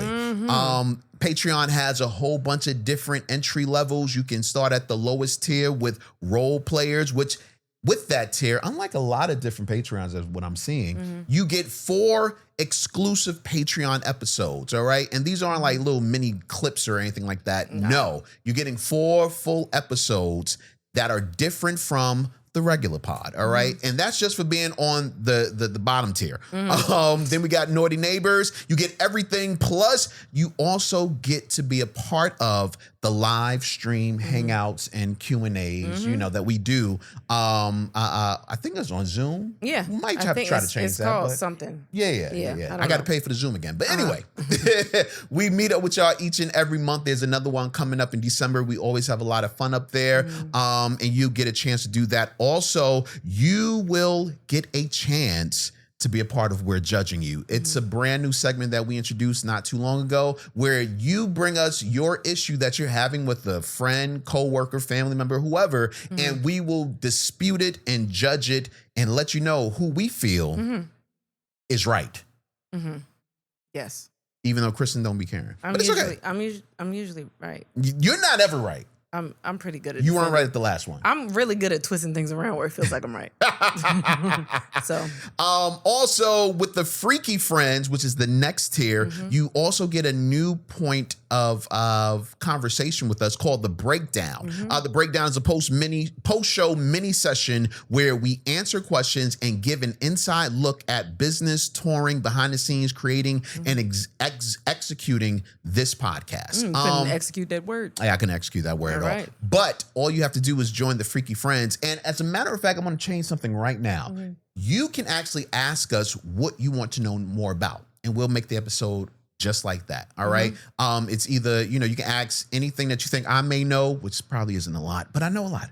Or you can ask Chris anything you think she may know. I know a lot. Yeah, she knows a lot. And we will make that episode purely for you. It's called The Breakdown, and you get to be a part of that on the Freaky Friends tier. Don't forget, you get automatic meet and greet at any of our live shows when you're in the Freaky Friends tier as well. So if you come to a live show, then you just get automatic meet and greet. Now, that might not necessarily be the VIP seats. So if there are VIPs or you want to sit closer or whatever, you still got to buy those. But if you're in a regular seat, then you can come to the meet and greet anyway. VIP is yours if you are a Freaky Friend or one of our new tiers, which is the +1. And I love this tier because it's really when you get to be a part of the podcast for real. It's your chance to be on the podcast with us. Yes, we record an episode, both audio and video, with you about whatever you want to talk about. We're actually getting together with one of the plus tier members, and that should be an interesting conversation. I have to tell you what it's about. I'm it's scared amazing. now, thanks. Great. The cool part about this, though, is that the audio is not just going to be there for Patreon only members. We're putting that on the actual stream. Yeah, we'll release it on the feed. There you go. So make sure you are part of one of those tiers on Patreon. All you have to do is go to www.patreon.com/andthenwepod. All right. I think we should get back to the show. Might as well. Let's do that. People with ADHD can literally lose consciousness from boredom in a phenomenon called intrusive sleep, where their brains become so disengaged from uninterested tasks that they instantly fall asleep or pass out. I just wanted to know, with your ADHD, does it ever get that bad? Of course, baby. You be passing out? I think so. I think I've done that before. Really? Yeah, I think I've done that where I just get instantly drowsy. And it's weird. Like, I'm really, struggling to keep my eyes open. Really? Yeah. Huh. Yeah. That's weird. You don't think? I mean, it's weird. Yeah, I don't think it's not weird, but it explained a lot for me. Okay. What? Like what? Like, where's the weirdest place you might have just, fell asleep at? Because you were bored. Weirdest place? Yeah. I don't know, probably it's some kind of convention or something like that. Probably maybe a comedy show. Okay. Not good, but maybe, yeah. You've done it. Yeah. I'm pretty sure. I'm pretty sure, yeah. Damn. Scientists have proven 87% of people live in a coma, but the brain hides it from them, speeding up time. I've never seen that. I don't think I put that one in here. Yeah, I did. Okay. I did. I just want to know, if I am in a coma now, am I happy? How do I answer that question? Oh, because you're in a coma too. I'm in a coma too. Damn. Hold on. Wait. Damn. I mean, it's a good ass dream if it's a coma. I don't even know what that means. That sounds crazy. So you can read this part right here. Which one? Right here. A Harvard neurologist showed the patient's brain scans in the lab and said something everyone wishes weren't true. After 30 years, your brain stops recording new things. It just replays old tapes. When one day looks exactly like the day before, neurons don't bother hitting record because it wastes energy. When you were young, every moment was new, which made time feel slower. Now everything repeats like a show you've already watched. Man. Oh my gosh. Wait, one of his patients complained, I've lived 40 years, but I remember only a few months of real life. The neurologist showed him scans where I don't know what that is. Hippocampus. Barely lit up because routine had taken over his days. They gave him a simple prescription, do something new every day, even something small or weird. A month later, the man came back saying that life opened up again. Mm-hmm. His days stopped blending together and time slowed down. That is so interesting. I feel like that's you. That is me. Yeah. You in a coma. A life coma. That could be me. Yes. Did you just get? I just feel like we had a discussion like that. And I think that is probably what is happening, maybe. Yeah. Yeah. Yeah. Oh, that's not good, but You gonna change it? I mean, I could try. I can't do but so many things new every day. The same things got to get done every day. And that's the crazy part. Yeah. That's the crazy part. And I feel like it's been like that since high school. Yeah. The same things got to be. Once you start realizing that you got to eat every day, you got to go to school, or you got like in the beginning, it just feels new because it's like, oh, this is a thing that I'm getting used to doing. And then you get older and you're like, no, I have to do all of these things every day. Yeah. Like these are repetitive tasks that I got to get done all the time. So it's hard to, I mean, unless you switch it up and like you go on a vacation or you do some other shit, like a lot of stuff you got to do every day. Yeah. Yeah. One of the things I used to do every day was play video games. I haven't done that in a while. And that used to change it up for me, man. We was actually having a conversation about video games. Because it was something where they were saying like 90s kids and Gen Z kids, I guess they interpret games differently now. And they kind of rewire the brain. Yeah, I feel like you had some. Yeah, I found this article about it. A psychologist explains why 90s kids think differently than Gen Z. The games you played as a kid literally rewired your brain. Keep going. He said, and I'm gonna read it because it's very interesting to me. He said, children in the 90s played games that forced the brain to fail and try again. Mario, Sonic, Prince of Persia, you had 3 lives, no saves, no hints. When you lost, you learned patience, planning, and frustration tolerance. Today, many games guide kids step by step, auto-save every 10 seconds, and remove real challenge. It's very interesting to me. Tetris, Doom, Zelda, you had no path arrow. No map. You had no math, no path arrows. You remembered layouts, patterns, secrets. Scientists now show that these games strengthened, here go that word again, the hippocampus, the part of the brain for memory and navigation. Modern games often give glowing lines, GPS arrows, voice assistance. Kids follow instruction instead of figuring it out.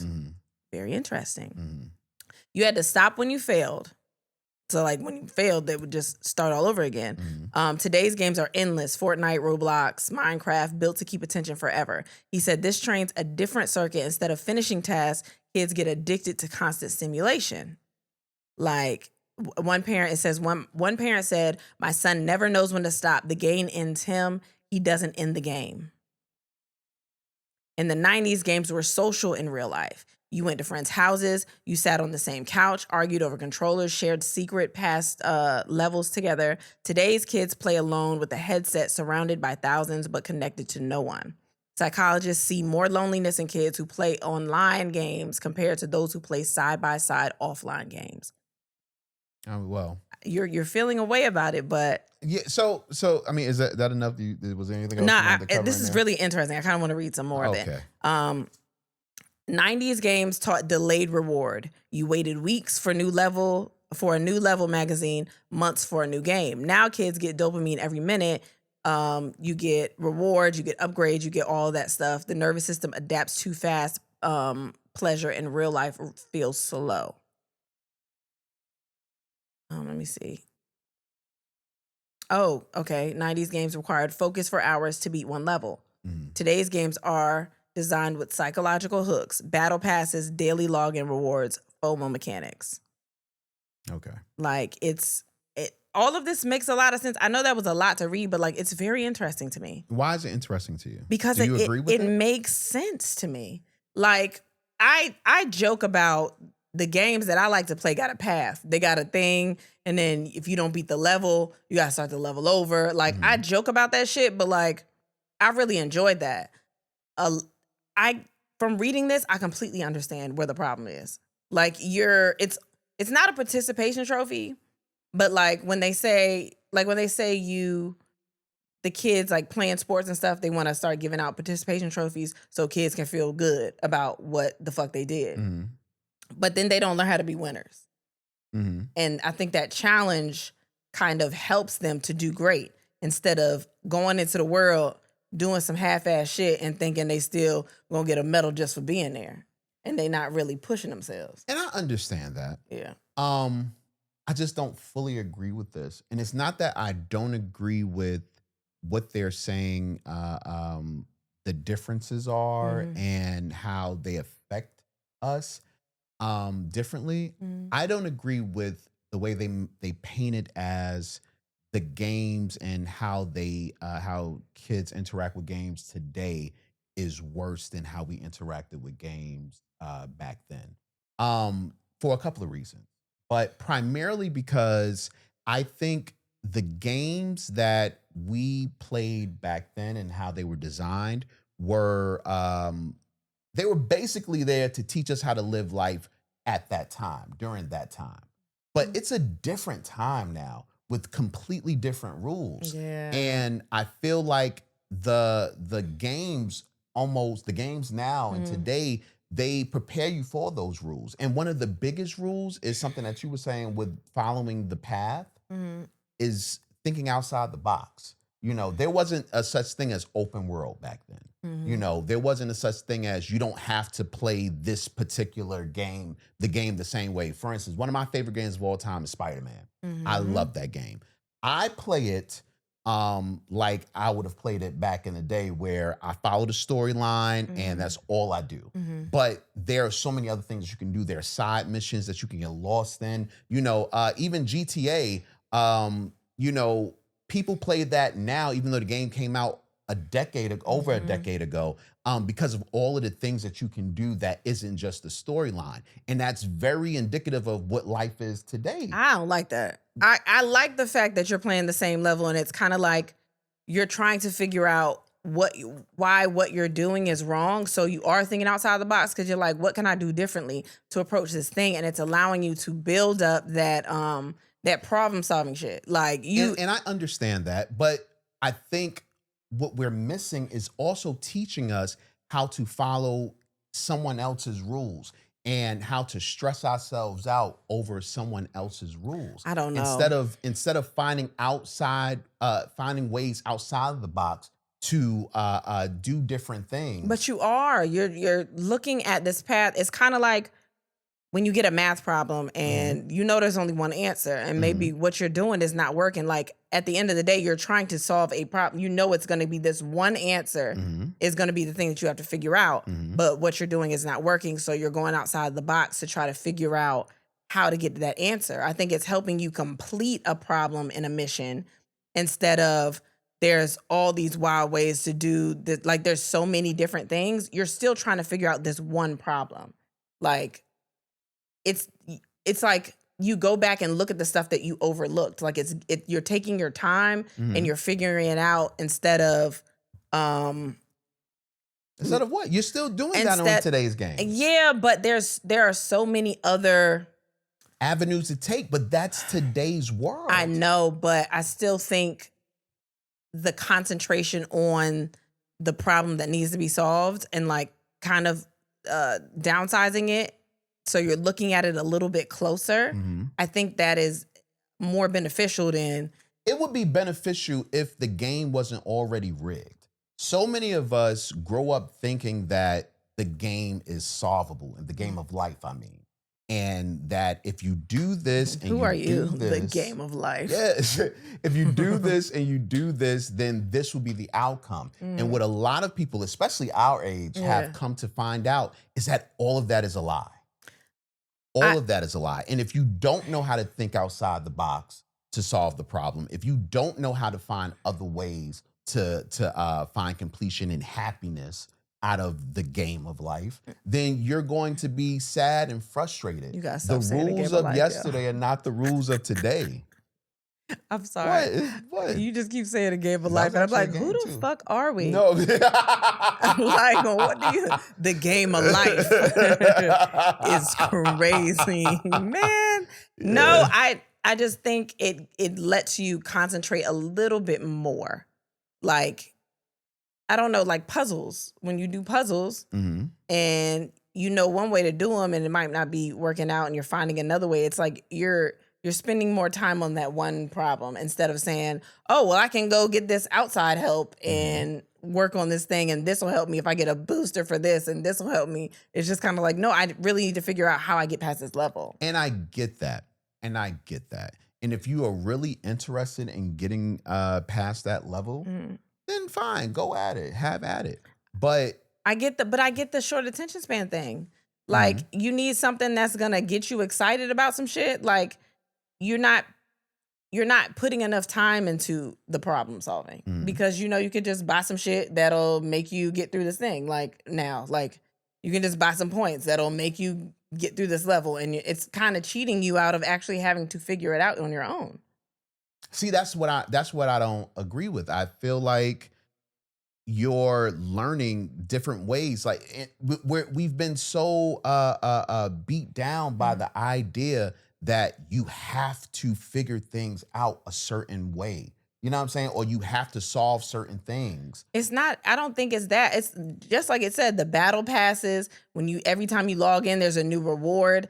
It's like the day before you couldn't figure it out, but today here are all these things to help you figure it out. And it's like, no, I need to know why I could not pass that level. Like I need to go concentrate a little bit more. You get all these little boosts and shit. It's just like, that's helping me, but it's not really helping me. I understand that. Yeah. I definitely understand how that skill. That's what I'm saying more on that. Like I understand the attention span thing because you're not taking the time to figure it out because you have all these extra boosts and shit that you can bypass figuring out all this shit. Get a little reward, it'll skip levels or do whatever the fuck you want to do. Like you're not taking the time. I get that. You know? I understand it. I'm just, I would rather teach my children how to be happy than how to solve a particular problem. And it says again, when you lost, you learned patience, planning, and frustration tolerance.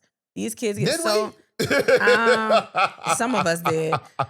But like kids now, they're if they can't figure that shit out, it's just like I'm gonna buy some shit and then I'll just get through this level because I want to get to the next level because I'm not enjoying this anymore. It's not fun for me. That. And it's like, all right, that's what's wrong with y'all now. I get that. I get that. Well, you don't play games with me anyway, so I can play more games, but we don't have time. I don't even watch TV no more for real. You do? No, baby, I have not watched TV for real. I watched it last night in the bed, but by the time we get in the bed, I'm laying down. I'm tired. I didn't even finish that show. There was probably 7 minutes left on that show, and I love that show. Stumble. Yeah. Probably 7 minutes left on that show. I was so tired, I could not finish it. I was like, I gotta go to bed. Okay, my bad. So, my bad. Maybe we'll. I don't know. Let's bring it to Jamaica. What, Stumble? No. What? I don't know. I was lying because that's a stupid idea to bring the PlayStation. Oh, hell no, I'm not bringing my PlayStation. Yeah, no, that was dumb. Why did I say that? Yeah, you crazy. I'm sorry. I didn't think of it when I said it.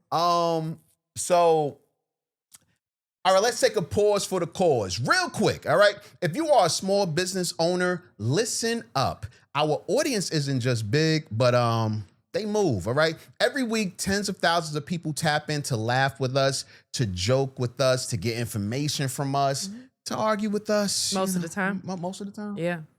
Yeah, a lot.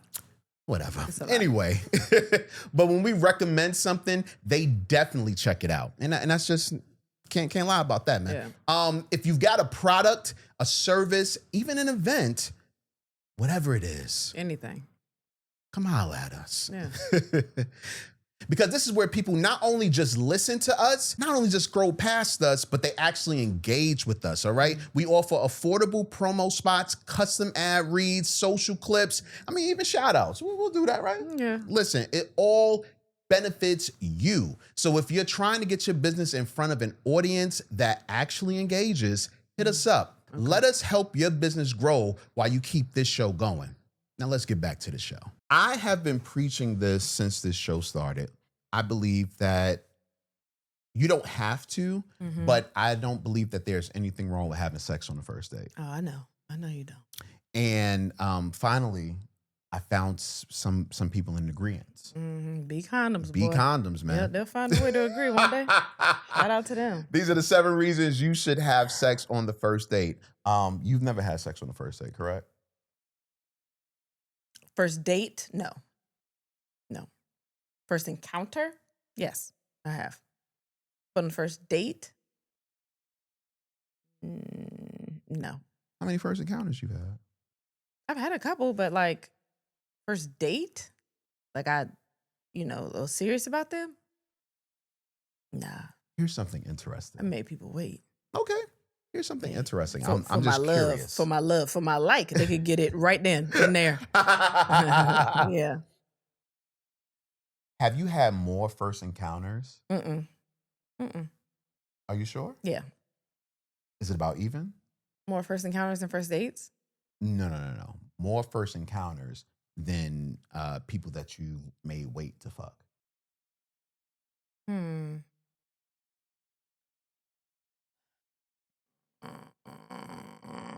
Hmm.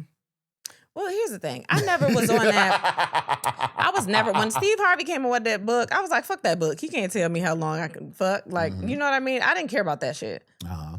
So I never was like, oh, I have to make them wait. It just happened like that. You didn't answer the question. What was the question originally? Have you had more first encounters when you Okay. fucked than people that you may wait that you ended up fucking? To be honest, I don't remember. I don't remember much of anything before this love that I got. Before I don't. Well, you had a first encounter last week, so Okay. we'll talk about that next week. Yeah. Or did we talk about it on the Patreon? I think we talked about it on the Patreon. Yeah. We talked about it on the Patreon. Yeah. Oh yeah, but yeah. Yeah. So Maybe. Probably. that's crazy. But right? that's fine. It wasn't because they didn't do nothing to me. I wanted that. No, I didn't say they did anything to you. I just want. And first of all, don't say it was a threesome. So don't. It's the first encounter. I know, but people are gonna be like, "What?" They're gonna be confused. No, I just I'm want sorry. to tell them. I don't want to, especially if they people. new to the podcast. Yeah, you're right. Hi, newbie. Yeah, I'm not cheating. I don't have time to cheat. Yeah, probably. Now that I think about it, yeah. Yeah, that's crazy, right? What's exciting about a first encounter to you? It's just the build up, the initial, like, yeah, this is new. Mm-hmm.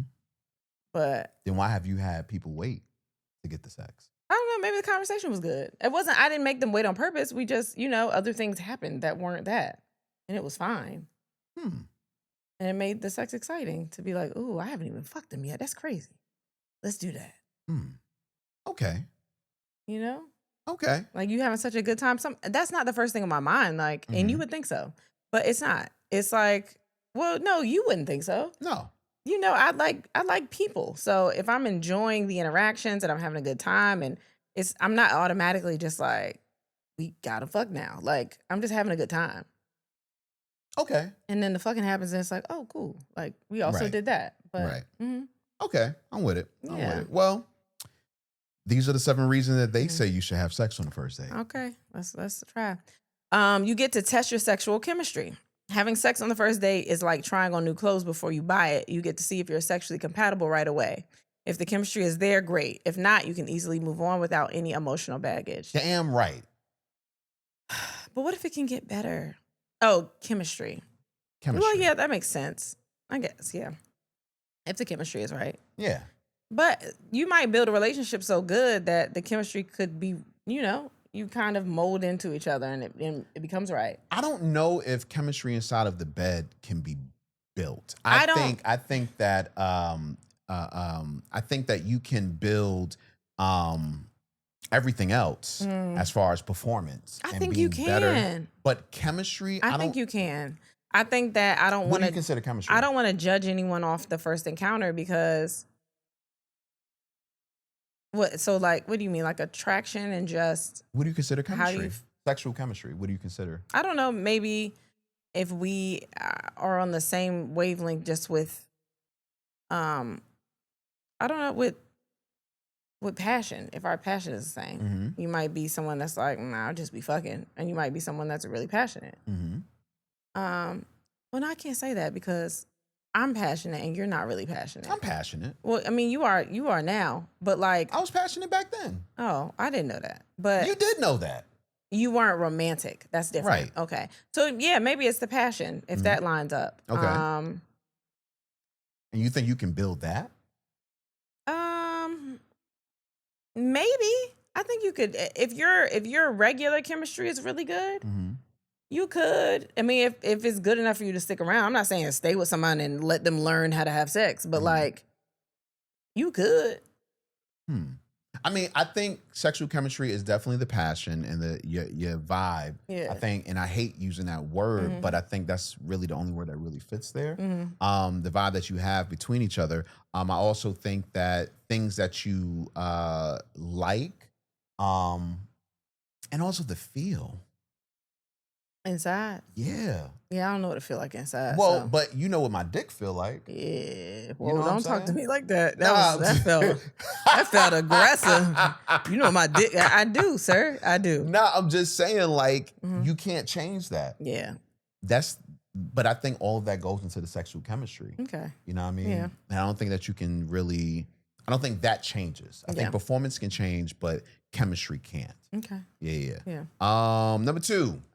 It can help to figure out their intentions. There's no better way to quickly determine if someone is only interested in having sex with you than by actually having sex with them.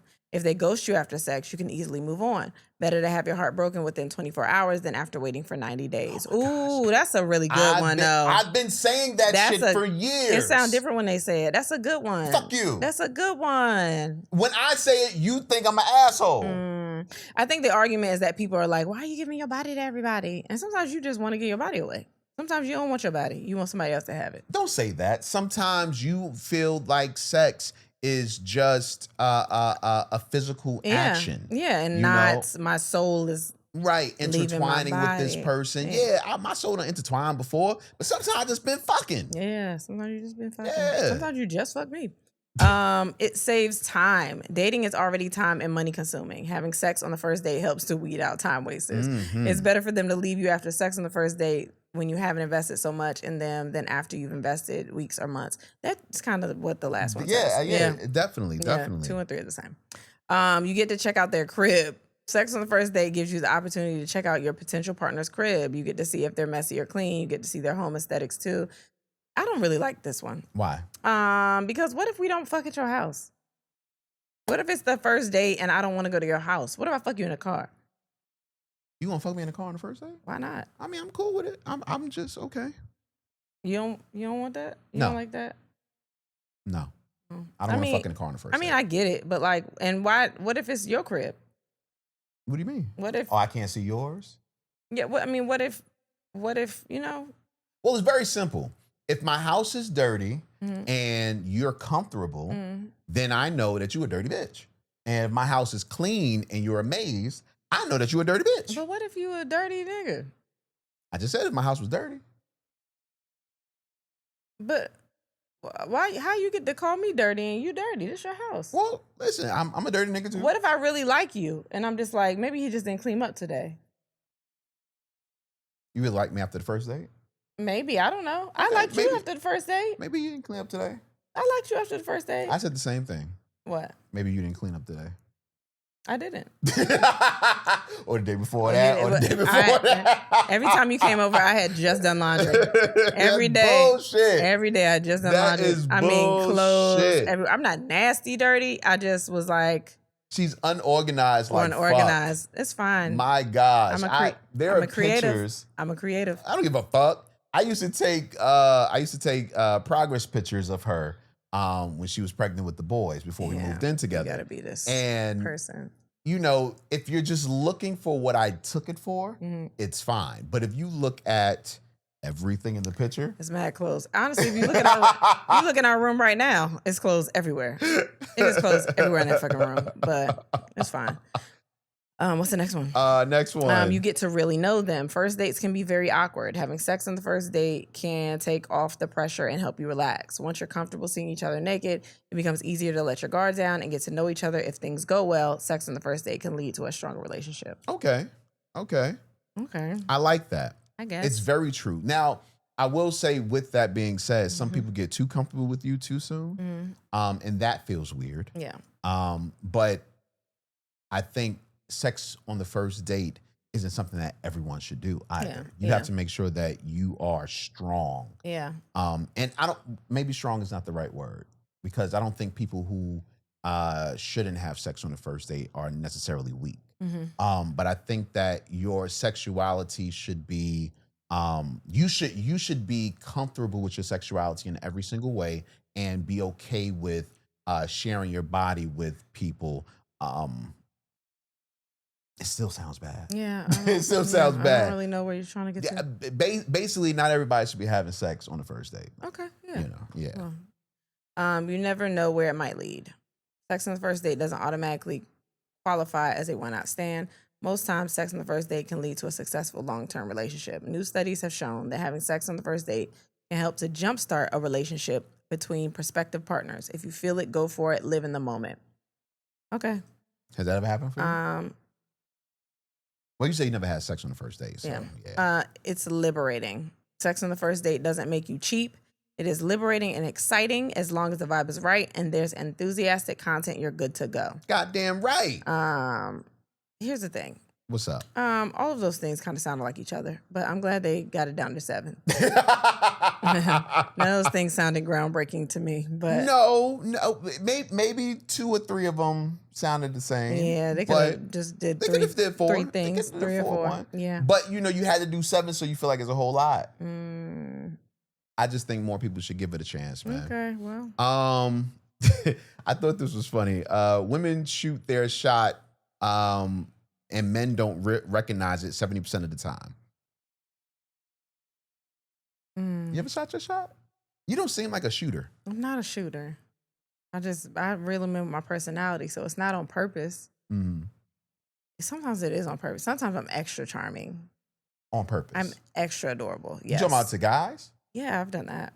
I've been like extra fun. So you shot your shot before? I don't think so. I think I don't think I directly shot it. I just was the fun one around where they gravitated towards. But me. you said know it was what I mean? on purpose. So have you ever seen a guy? I've never said anything directly to anyone. I just made sure I was the best time in the room. Have you ever seen a guy, you were feeling them, and you were like, I'm going to put on the charm, a little extra today, in hopes that he will see that? I don't really put on the charm. Oh my gosh. This lives inside of me. Oh my gosh. But yeah, of course I've been in a room and it was somebody that I thought was fine and I was like, ooh, I'm gonna be fun. Like I'm gonna be the most fun. Like I know can't nobody beat my fun. Ain't nobody, they can't. Was that if I'm in a room with regular people, nobody is funnier than me. But if I'm in a room with comics, then I'm gonna step back a little bit. It depends. Because no, not what am I talking about? I'm very funny, but like some comics, I'll be like, all right, well, I'm gonna let them have it. No, that's a lie. Around comics that I respect and I love, you are getting away from the fucking. I know, question. but let me shoot my shit. Talk my shit real quick. I still in the room am usually the funniest. In the room, when it's just we're joking and we're just there's no set, there's nothing, I'm still usually very very funny. You feel that? You don't feel that? I don't know. Have you seen me? You've seen me in a room with comics? Yeah. You don't think that I'm hilarious in that room? When they start doing shit and I start throwing in tags and I'm not like overly hilarious, like obnoxious, but if there's a joke to be made. This is what I'll say. I know we getting away from the point, but talk to me. I fucking hate you. I know. I will say this. Yeah. Usually, when we're in a room full of comics, you pull back. Usually in a room full of people, period, you pull back. Well, no, I do that in general. Yes. Right. You never. So I can't say that you're usually the funniest. If I get comfortable or there are comics that I know, then I'll talk.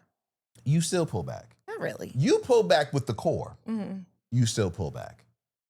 Now, you'll say some shit that's fucking hilarious and everybody will laugh. Yeah, because they already know what it is. But you're not putting up you're not putting up points on the board for real. I am. I'm just underneath. I'm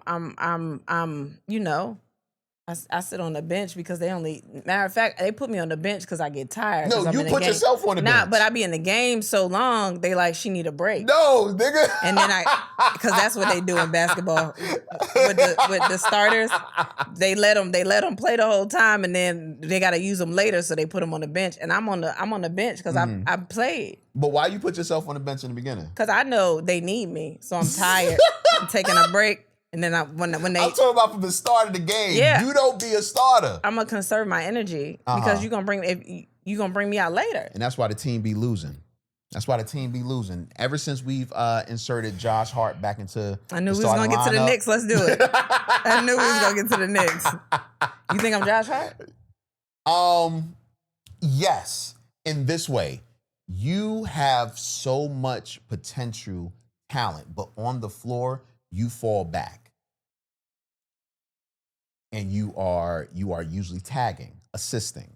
Mm-hmm. You know what I mean? Yeah, you'll grab a rebound and you're crazy at grabbing the rebound. The craziest. You know, basically a joke that's in the air that you can make fun of. Baby, you don't have to explain the joke. We in it. No, already. I'm not. No, you understood. I know, but that, we still talking basketball. But Just they say might it like not that. understand the Baby, rebound. they've been what the rebound is. They've been following okay, it. Whatever. Just keep Anyway, going. Yeah. Don't explain the joke now. Just be in it. So, Fuck is wrong with you? You've learned already. no, you just don't. You're not forceful. You're not Jalen Brunson. Yeah. You could be Jalen Brunson. You have Jalen Brunson skills. I'm Jalen Brunson, but I just got to the team, so they don't even know I'm Jalen Brunson yet. Nah, Jalen Brunson came out. Jalen Brunson. What when I'm he got saying to is, the like, Knicks. maybe it's now in Dallas. well, maybe they didn't never know. watched college. Maybe they never watched me in college, and they When he like won for why? Villanova? And they was like, why did they get him? And then the coach was like, you'll see. Okay, And then I go out and but how niggas supposed to know that you can play? because I come out when I'm supposed to play. That's what I'm saying. You ever see the movies where there's like a team or something, and then they got the misfits, and there's always like that one person, they look like they're not good, then they get out there and they crazy. Yeah. That's me. That's because you're a girl. I get it. Why? Dang, we should have stuck with basketball, huh? Damn. I'm sorry. Let's get back to the point because I know they're going to be like, God damn, Kristen. It's not even what y'all was talking about. At all. Shooting your shot. So we were a little bit. We did come back to it. It was basketball. It was basketball. Yeah, I just think I'm not going and like talking to someone to talk to them. I make them come to me. Or I did. But I don't do that anymore. Now I'm just regular fun for everyone. My fun is for everybody. But you've done things purposely to get somebody to... Yeah, when I was younger, that's how I made friends. That's how I got boyfriends. Guys weren't coming to me to date me. They wanted to date my friends. Okay, but why do you feel like there's a certain type of shooting your shot and everything else don't count? But I'm just saying when I was younger, I think if that was what I was doing, then I guess, but I didn't like openly go out and like talk to somebody. I just made sure in the room that I was the one you wanted to be around. Right, you're shooting your shot. I guess. But I'm saying it wasn't direct. Yeah, exactly. And that's the problem. That's what I'm saying. This says men don't recognize it 70% of the time. Women think they're being obvious. I don't think I'm being obvious, though. So you don't think you're being obvious? No, I don't. I just, as a person, I still want you to come to me. I don't think that, I'm not leaving that room and being like, damn, he didn't even see that I was trying to talk to him. No, I just want to make sure in the room, I'm the one you want to talk to. Have you ever tried to be obvious with any guy? No. What about a girl? No. Really? I'm just not like that. I've never. Afraid of rejection? Maybe. Because I always have some kind of insecurity, and the only thing that I was secure about was the fact that I knew that I was funny and I was like cool and fun to be around. But if you don't see that first, that will push me back. Like I can't go to you and the first thing is me trying to talk to you. I need you to see that I'm fun. Because I don't have enough security in the way that I look to be able to go up to somebody and just talk to them and expect them to want to talk to me. That is interesting that you feel that way. Yeah. Like the first time I saw you, I was like, yo, she's gorgeous. No, you didn't. Yes, I did. No, you didn't. I thought you were gorgeous and, you had your little afro and everything. And I was like, oh, that's different. No, I don't think of myself. Had an afro before. We ain't never gripped no afro. I don't think of myself in that way. So I've always relied on my personality to. Even now, you don't look at yourself as being pretty, sexy, cute, You know what? I am attractive. in the house. I feel like that, and then I go outside, and then I'm like, oh no. I would think it would be the opposite. No, in the house I feel sexy. I don't give a fuck what I got on in the house. Come on, I have a hoodie and some sweatpants. I know you see my ass shaking that. I feel good. I feel like I look good in here. So you're saying I've done my job well. Yeah, I'm fine. And then, but I go outside and I'm like, I don't know. Like, I've gone out with my friends and taken pictures and looked at the pictures back and been like, I'm not posting this. Everybody looks great. Something's wrong with me. I'm not doing it. Like, yeah, Wow. it's not the same. Wow. But if you know I'm fun, I'm confident in that. Mm-hmm. Like, I'm confident in my personality. Is that why I always have to do the threesomes? Probably. Yeah, I'm not good at, I don't want to talk to nobody and then, yeah, I'm scared of rejection. I think I am. Wow. Wow. Breakthrough. Wow, I am scared of rejection. I don't think about it now because I don't get rejected. I'm not rejected, but like, yeah, I think now. it's but why are you, by me? Mm-hmm. Shut up. No, you be trying to fuck at 2 a.m. and we gotta get up at 6. Like, that's the thing, yo. Like, you tell half the story sometimes. Mm-hmm. Like, you be trying to fuck late. Like, we literally gotta get up in 4 hours. You know I don't want to do that. You know what's so funny about that, man? Me and my mans was having this conversation, right? And I hate to do this, but me and my guy was having a conversation. And in the conversation, he was speaking something that I've said plenty of times on this broadcast. Mm-hmm. He was saying how women, before they are married and have children in a relationship, are completely different. Okay. In what they do, how they do it, and what they feel like they want to do. Mm-hmm. But most women don't acknowledge it. Mm-hmm. You know what I'm saying? 2 or 4 in the morning wasn't shit with you before. Mm-hmm. Like, I knew times you would sleep an hour after we hung out. And this is without fucking. But yeah, you still got to deal with them kids all day. Yeah. And there's more kids. Mm-hmm. So it is a little different. Mm-hmm. Circumstances have changed and you get older, like you get tired before. Yeah, it's different. So here's a question. And I wasn't planning on even bringing this up till Patreon, but fuck it.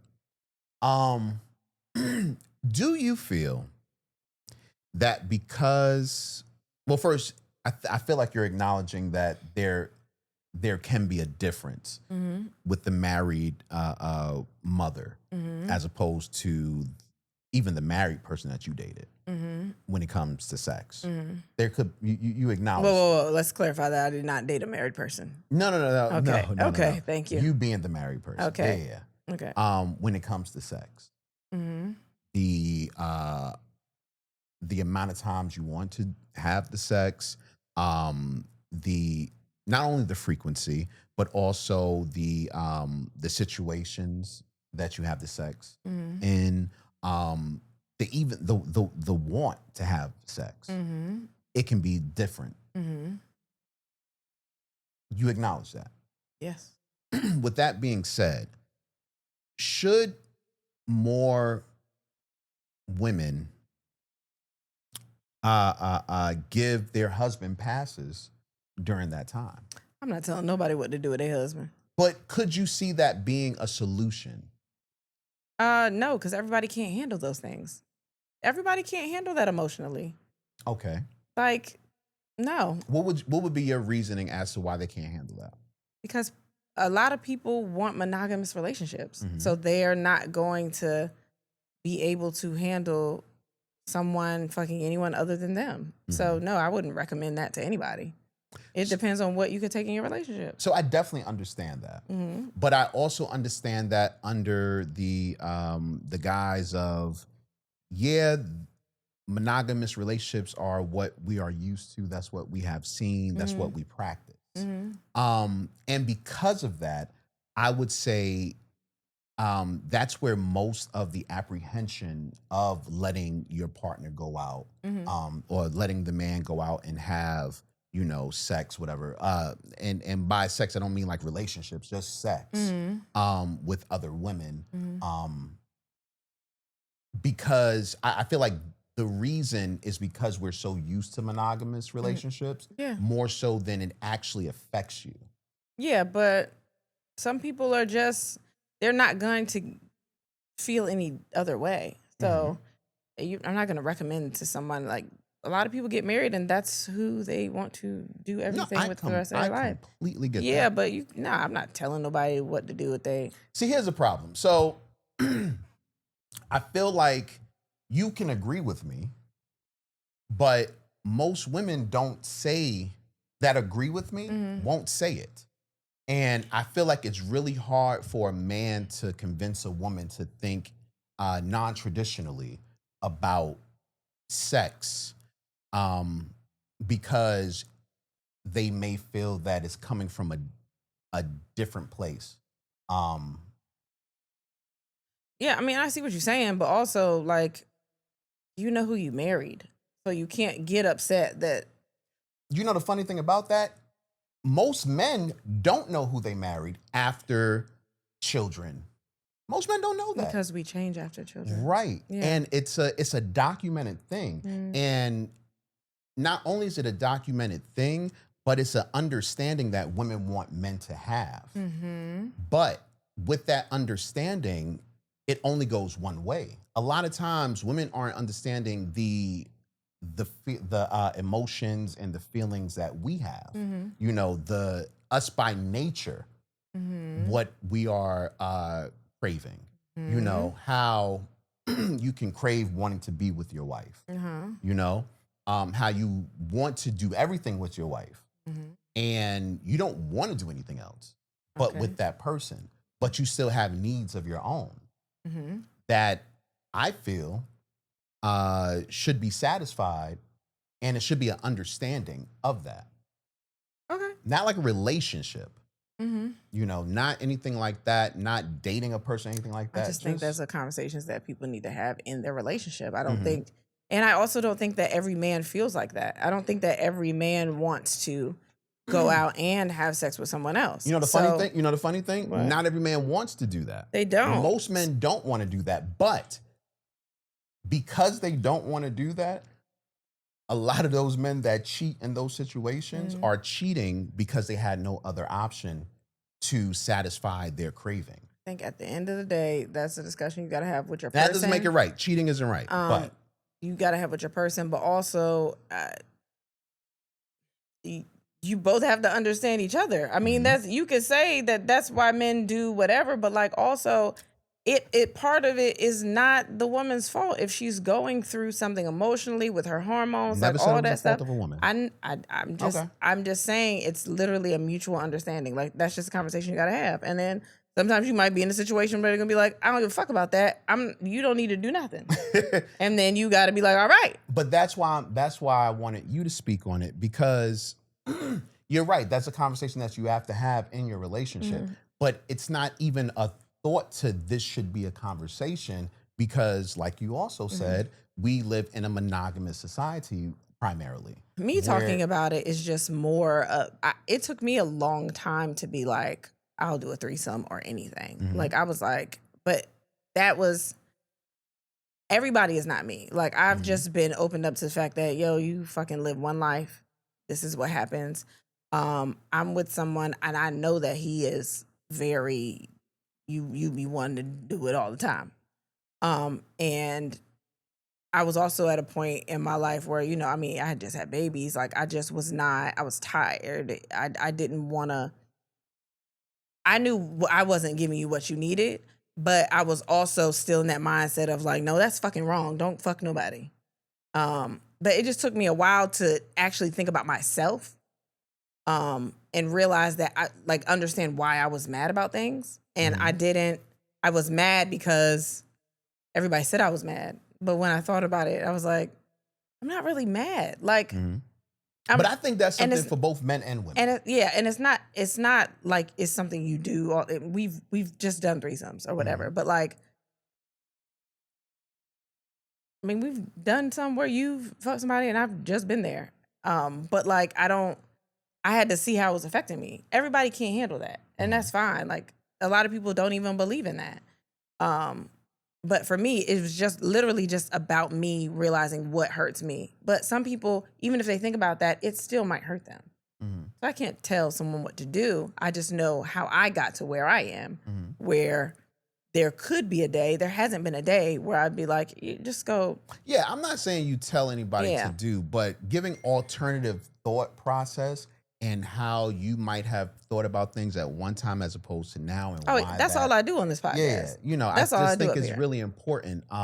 This whole podcast is me saying I've thought about things that actually affect me and realized that I don't care about most of the shit that everybody else care about. Like, I do not.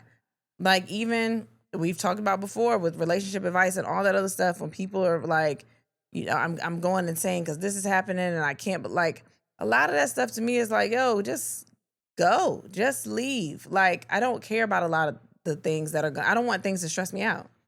And if you are so horny that you got to fuck somebody, because I know how men, just how their bodies are, then I'm like, all right, well, I don't really care about it. I know you're not going to leave me. I know you're not going to, I mean, be protected, but I know you ain't going to leave me. I'm not, you know, I'm very secure in myself. Yeah. I mean, if we get a divorce, then, you know, I probably left him. What? It was me leaving. The fuck out of here. It was definitely me leaving. You was not leaving me. It was definitely me leaving. Dang, you ain't going nowhere. What? You going somewhere? I don't have any plans on going anywhere. You want to just be tough and be like, well, I could if I want to. Are you going somewhere? I just said I don't have any plans on going anywhere. Okay, that's what I'm saying. I said the same thing. No, you didn't. Yes, I did. Yes, I did. I said the exact same thing. I said, you're not going nowhere. No. But if I was to go, if we were to have a divorce, it would be me. Nah. Yeah. You know what? It might be you starting it, but I won't stop you. Oh, yeah. And that's the problem. I know that. I do love you, but like, I really be like, I'm really on that shit where it's like, well, fuck it then. Yeah, I'm I know that. really on that. And I gotta chill out. I gotta stop being like that.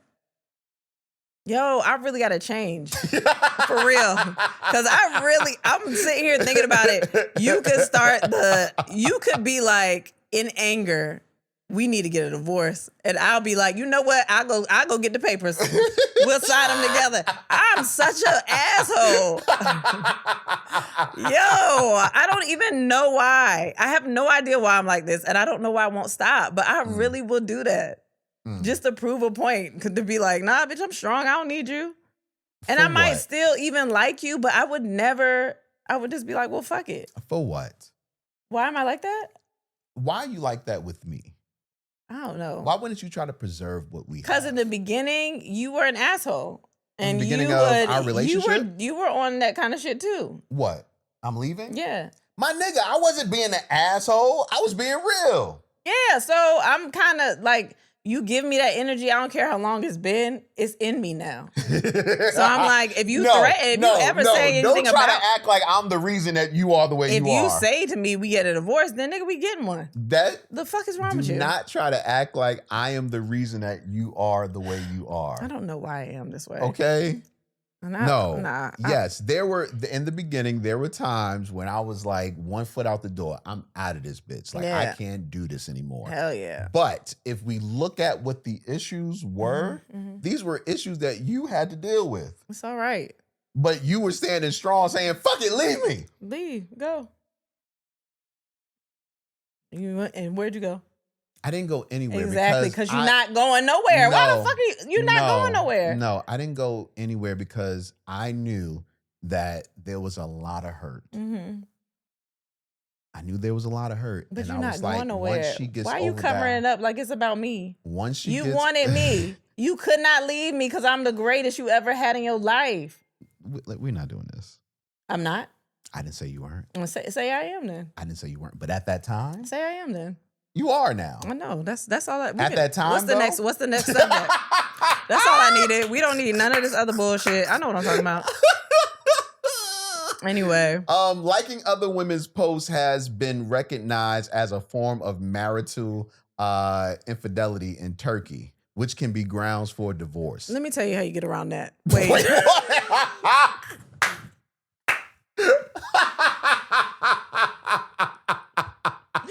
Let me tell you. This is what Finsters are for. Oh, shit. When you get a fake Instagram or you get a fake Facebook, that's your liking page. That's the one that you go like all this shit for. If you really like, if you gotta like it that bad, start a new account. If you gotta like it that bad, if they got to know you like it, maybe it's because you want them to know it's you. I would say DM them, but that's evidence too. So go get that Finsta. Or don't. I don't know nobody in Turkey. I don't know if we got Turkey listeners. Yeah, I don't know, but if you are, then let us know if you use my method, and you're welcome. Do you have a Finsta? No, Okay. I have like 2 other Instagrams that I started for specific things that I have not kept up. Yeah, but it'll be weird you liking a naked dude saying Twins Tanner.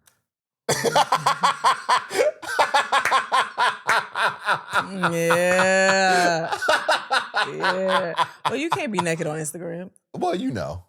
Yeah, but I'm saying I can't even keep up with those. So fuck no, I don't have a fake Instagram. And I'm not big enough for someone to give a fuck if I like something. Okay. So, or I'm not hiding from anyone. You know what I mean? I'm just liking shit. This is how you know if you're big enough. Mm-hmm. Do you think if you were arrested for shoplifting, they were reported on Shade Room? No. Really? Because someone would have to tell them. Someone would have to be, like today in the doctor's office, when we went in the doctor's office, took our kids, and they were like, the girl checked us in, and then the nurse came in, did all her things, and left out, came back in, and was like, seeing y'all on Facebook.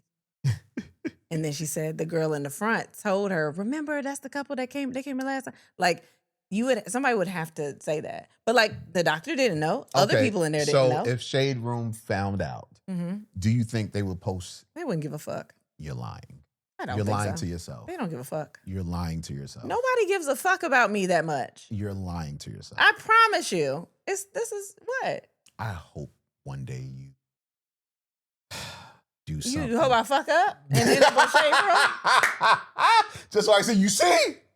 And then, we probably get more followers. Yeah, hell yeah. They never tag you though, for real. They just hashtag, right? Ain't that them? No, I think sometimes they tag you. Somebody gonna tag me in the comments. But it depends on what I shoplifted, if I'll be embarrassed or not. Yeah. Damn. But nah, I liking, I've been thinking about this liking thing ever since you said the shit about me liking people's pictures. And I've been trying to understand, A, why I like, and B, you stopped liking stuff after I had that conversation with you? I haven't really got liked. Scared? I don't know. I didn't get scared, but I wanted to understand, because this is what I will say. And I wasn't scared. Chill out. What I will say is that it definitely felt, what I realized is I was doing it without thinking. You know what I mean? Like, and then when I stopped, I was stopping without thinking. You know what I mean? It was literally, I'm not thinking about it. I'm just not going to like anything. I like some things because I want that content to continue to stay on my algorithm. Well, I definitely do that. So but I'll do it that. never has anything to do with bitches. But people that, I don't know. I mean, maybe I've seen people's things that I don't care about the liking. It was only one person I cared about. I told you that. It didn't have nothing to do with the like.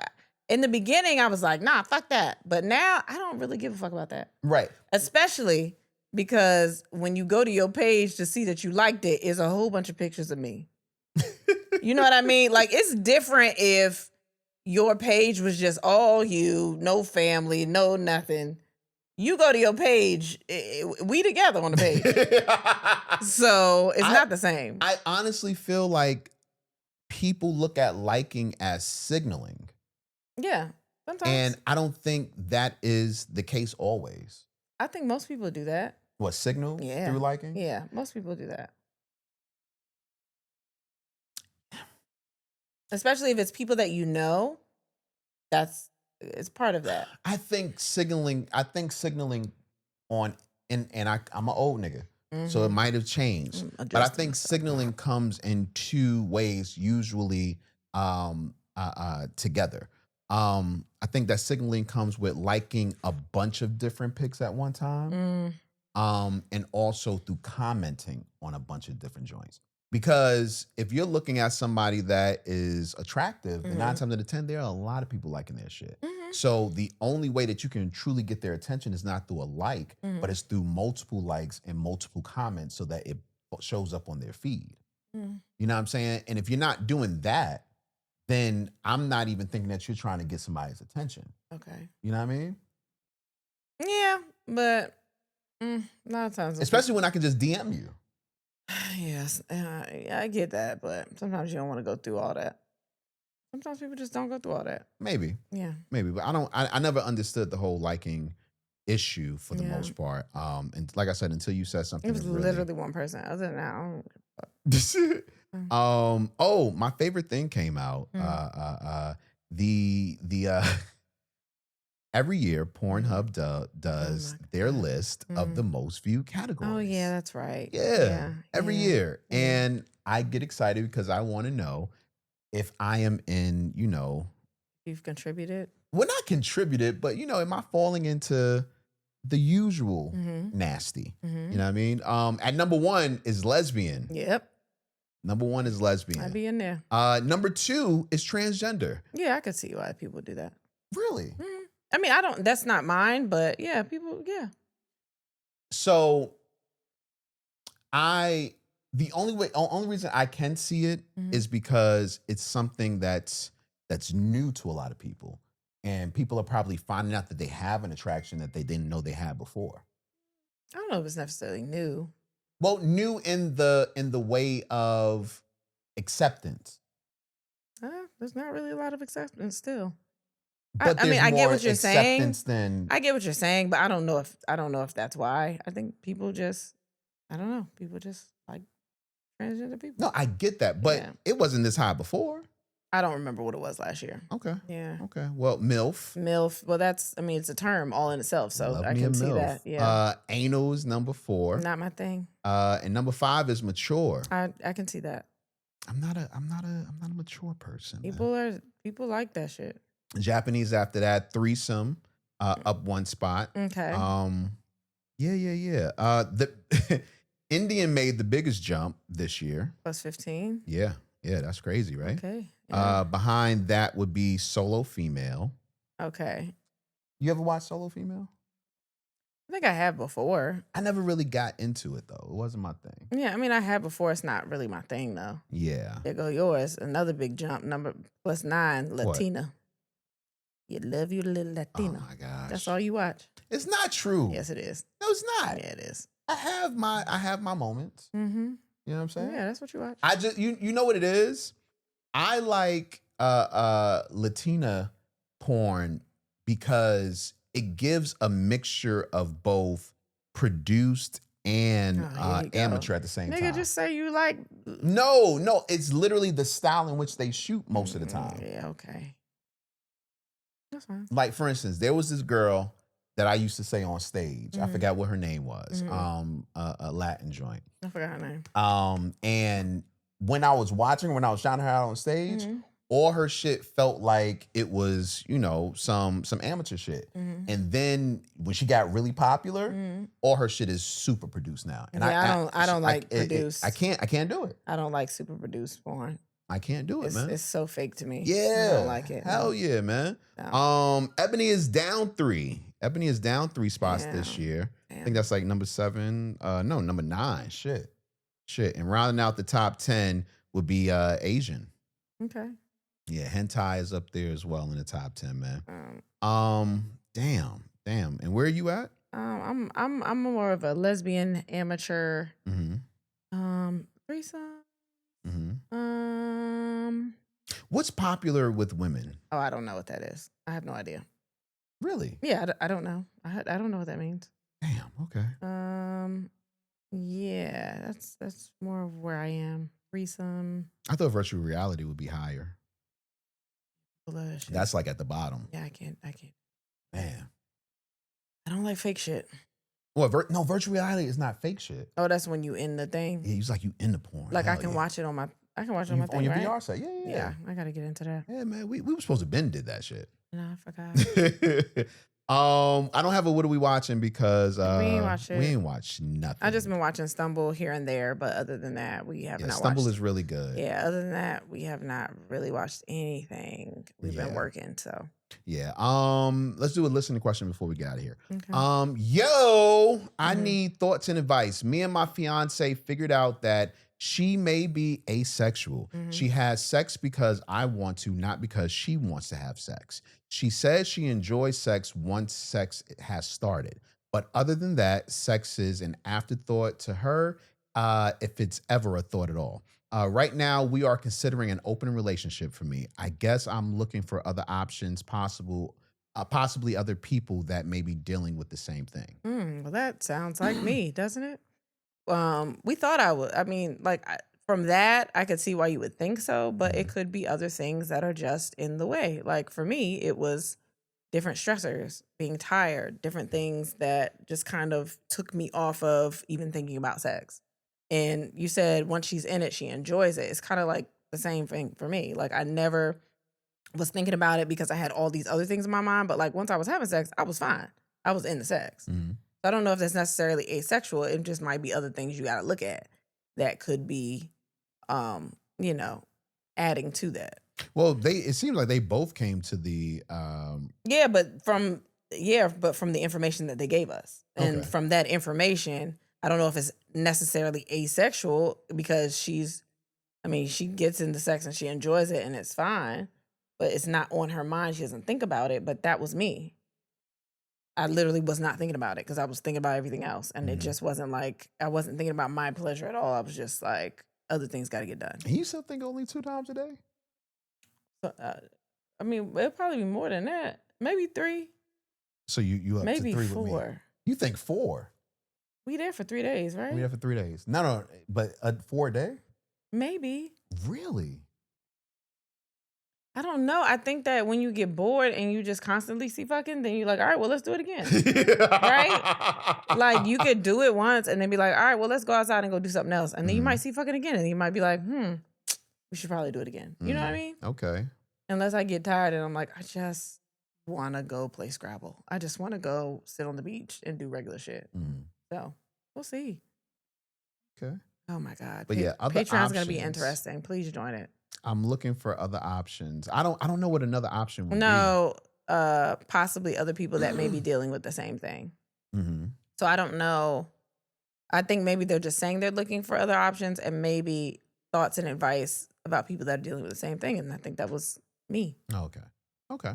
So I don't know. I think it's looking at everything else and trying to see if there are other things that are affecting that. Like, is she stressed out about some shit? Did she just have a baby? Like, yeah, like within the last 4 years. Yeah, I mean anything. So, but don't listen to me, please. Figure it out on your own. I think that's just about does it. Yeah. Once again, next week won't be it won't be up to date, but I don't think on that episode we did too many like topical topics. Yeah. But it will be coming out the usual time on Thursdays. You know, I wish that was the usual time, but we try to get it out on Thursdays. The time it's supposed to come out. The time we initially told y'all it would come out. Yeah, man. Yeah. Get those tickets, get those show tickets. We are going to be in Philly this Sunday. Next weekend we'll be in Texas, Houston on next Saturday, and next Sunday we will be in Austin, Texas. And January is right around the corner, guys. Atlanta on the 18th, Chicago, South Carolina. Not Chicago. Charleston, South Carolina. Raleigh, DC. Yeah. I did say Chicago strong too. You did. We already did Chicago. Yeah, you're right. Yeah. You're right.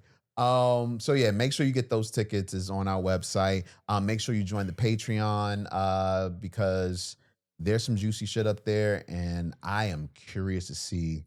We're filming like at the midpoint of our trip, right? No, it's the last day. The last day? We leave the day after, but like Oh, okay. We're there Wednesday, Thursday, I think Friday, maybe we record or something like that. I forgot. Okay, something like Tuesday, that. Wednesday, Thursday. Monday, Tuesday, Wednesday. We leave Thursday. Okay, so Wednesday we are recording. Okay, cool. Well, regardless, it should be really interesting. So make sure you are a Patreon member. And that is all that I have for today. Yeah. You? Yep. No, that's it. I'm All good. right, man. Well, until next time. And then we had sex, and so should you. Thanks for listening. Bye.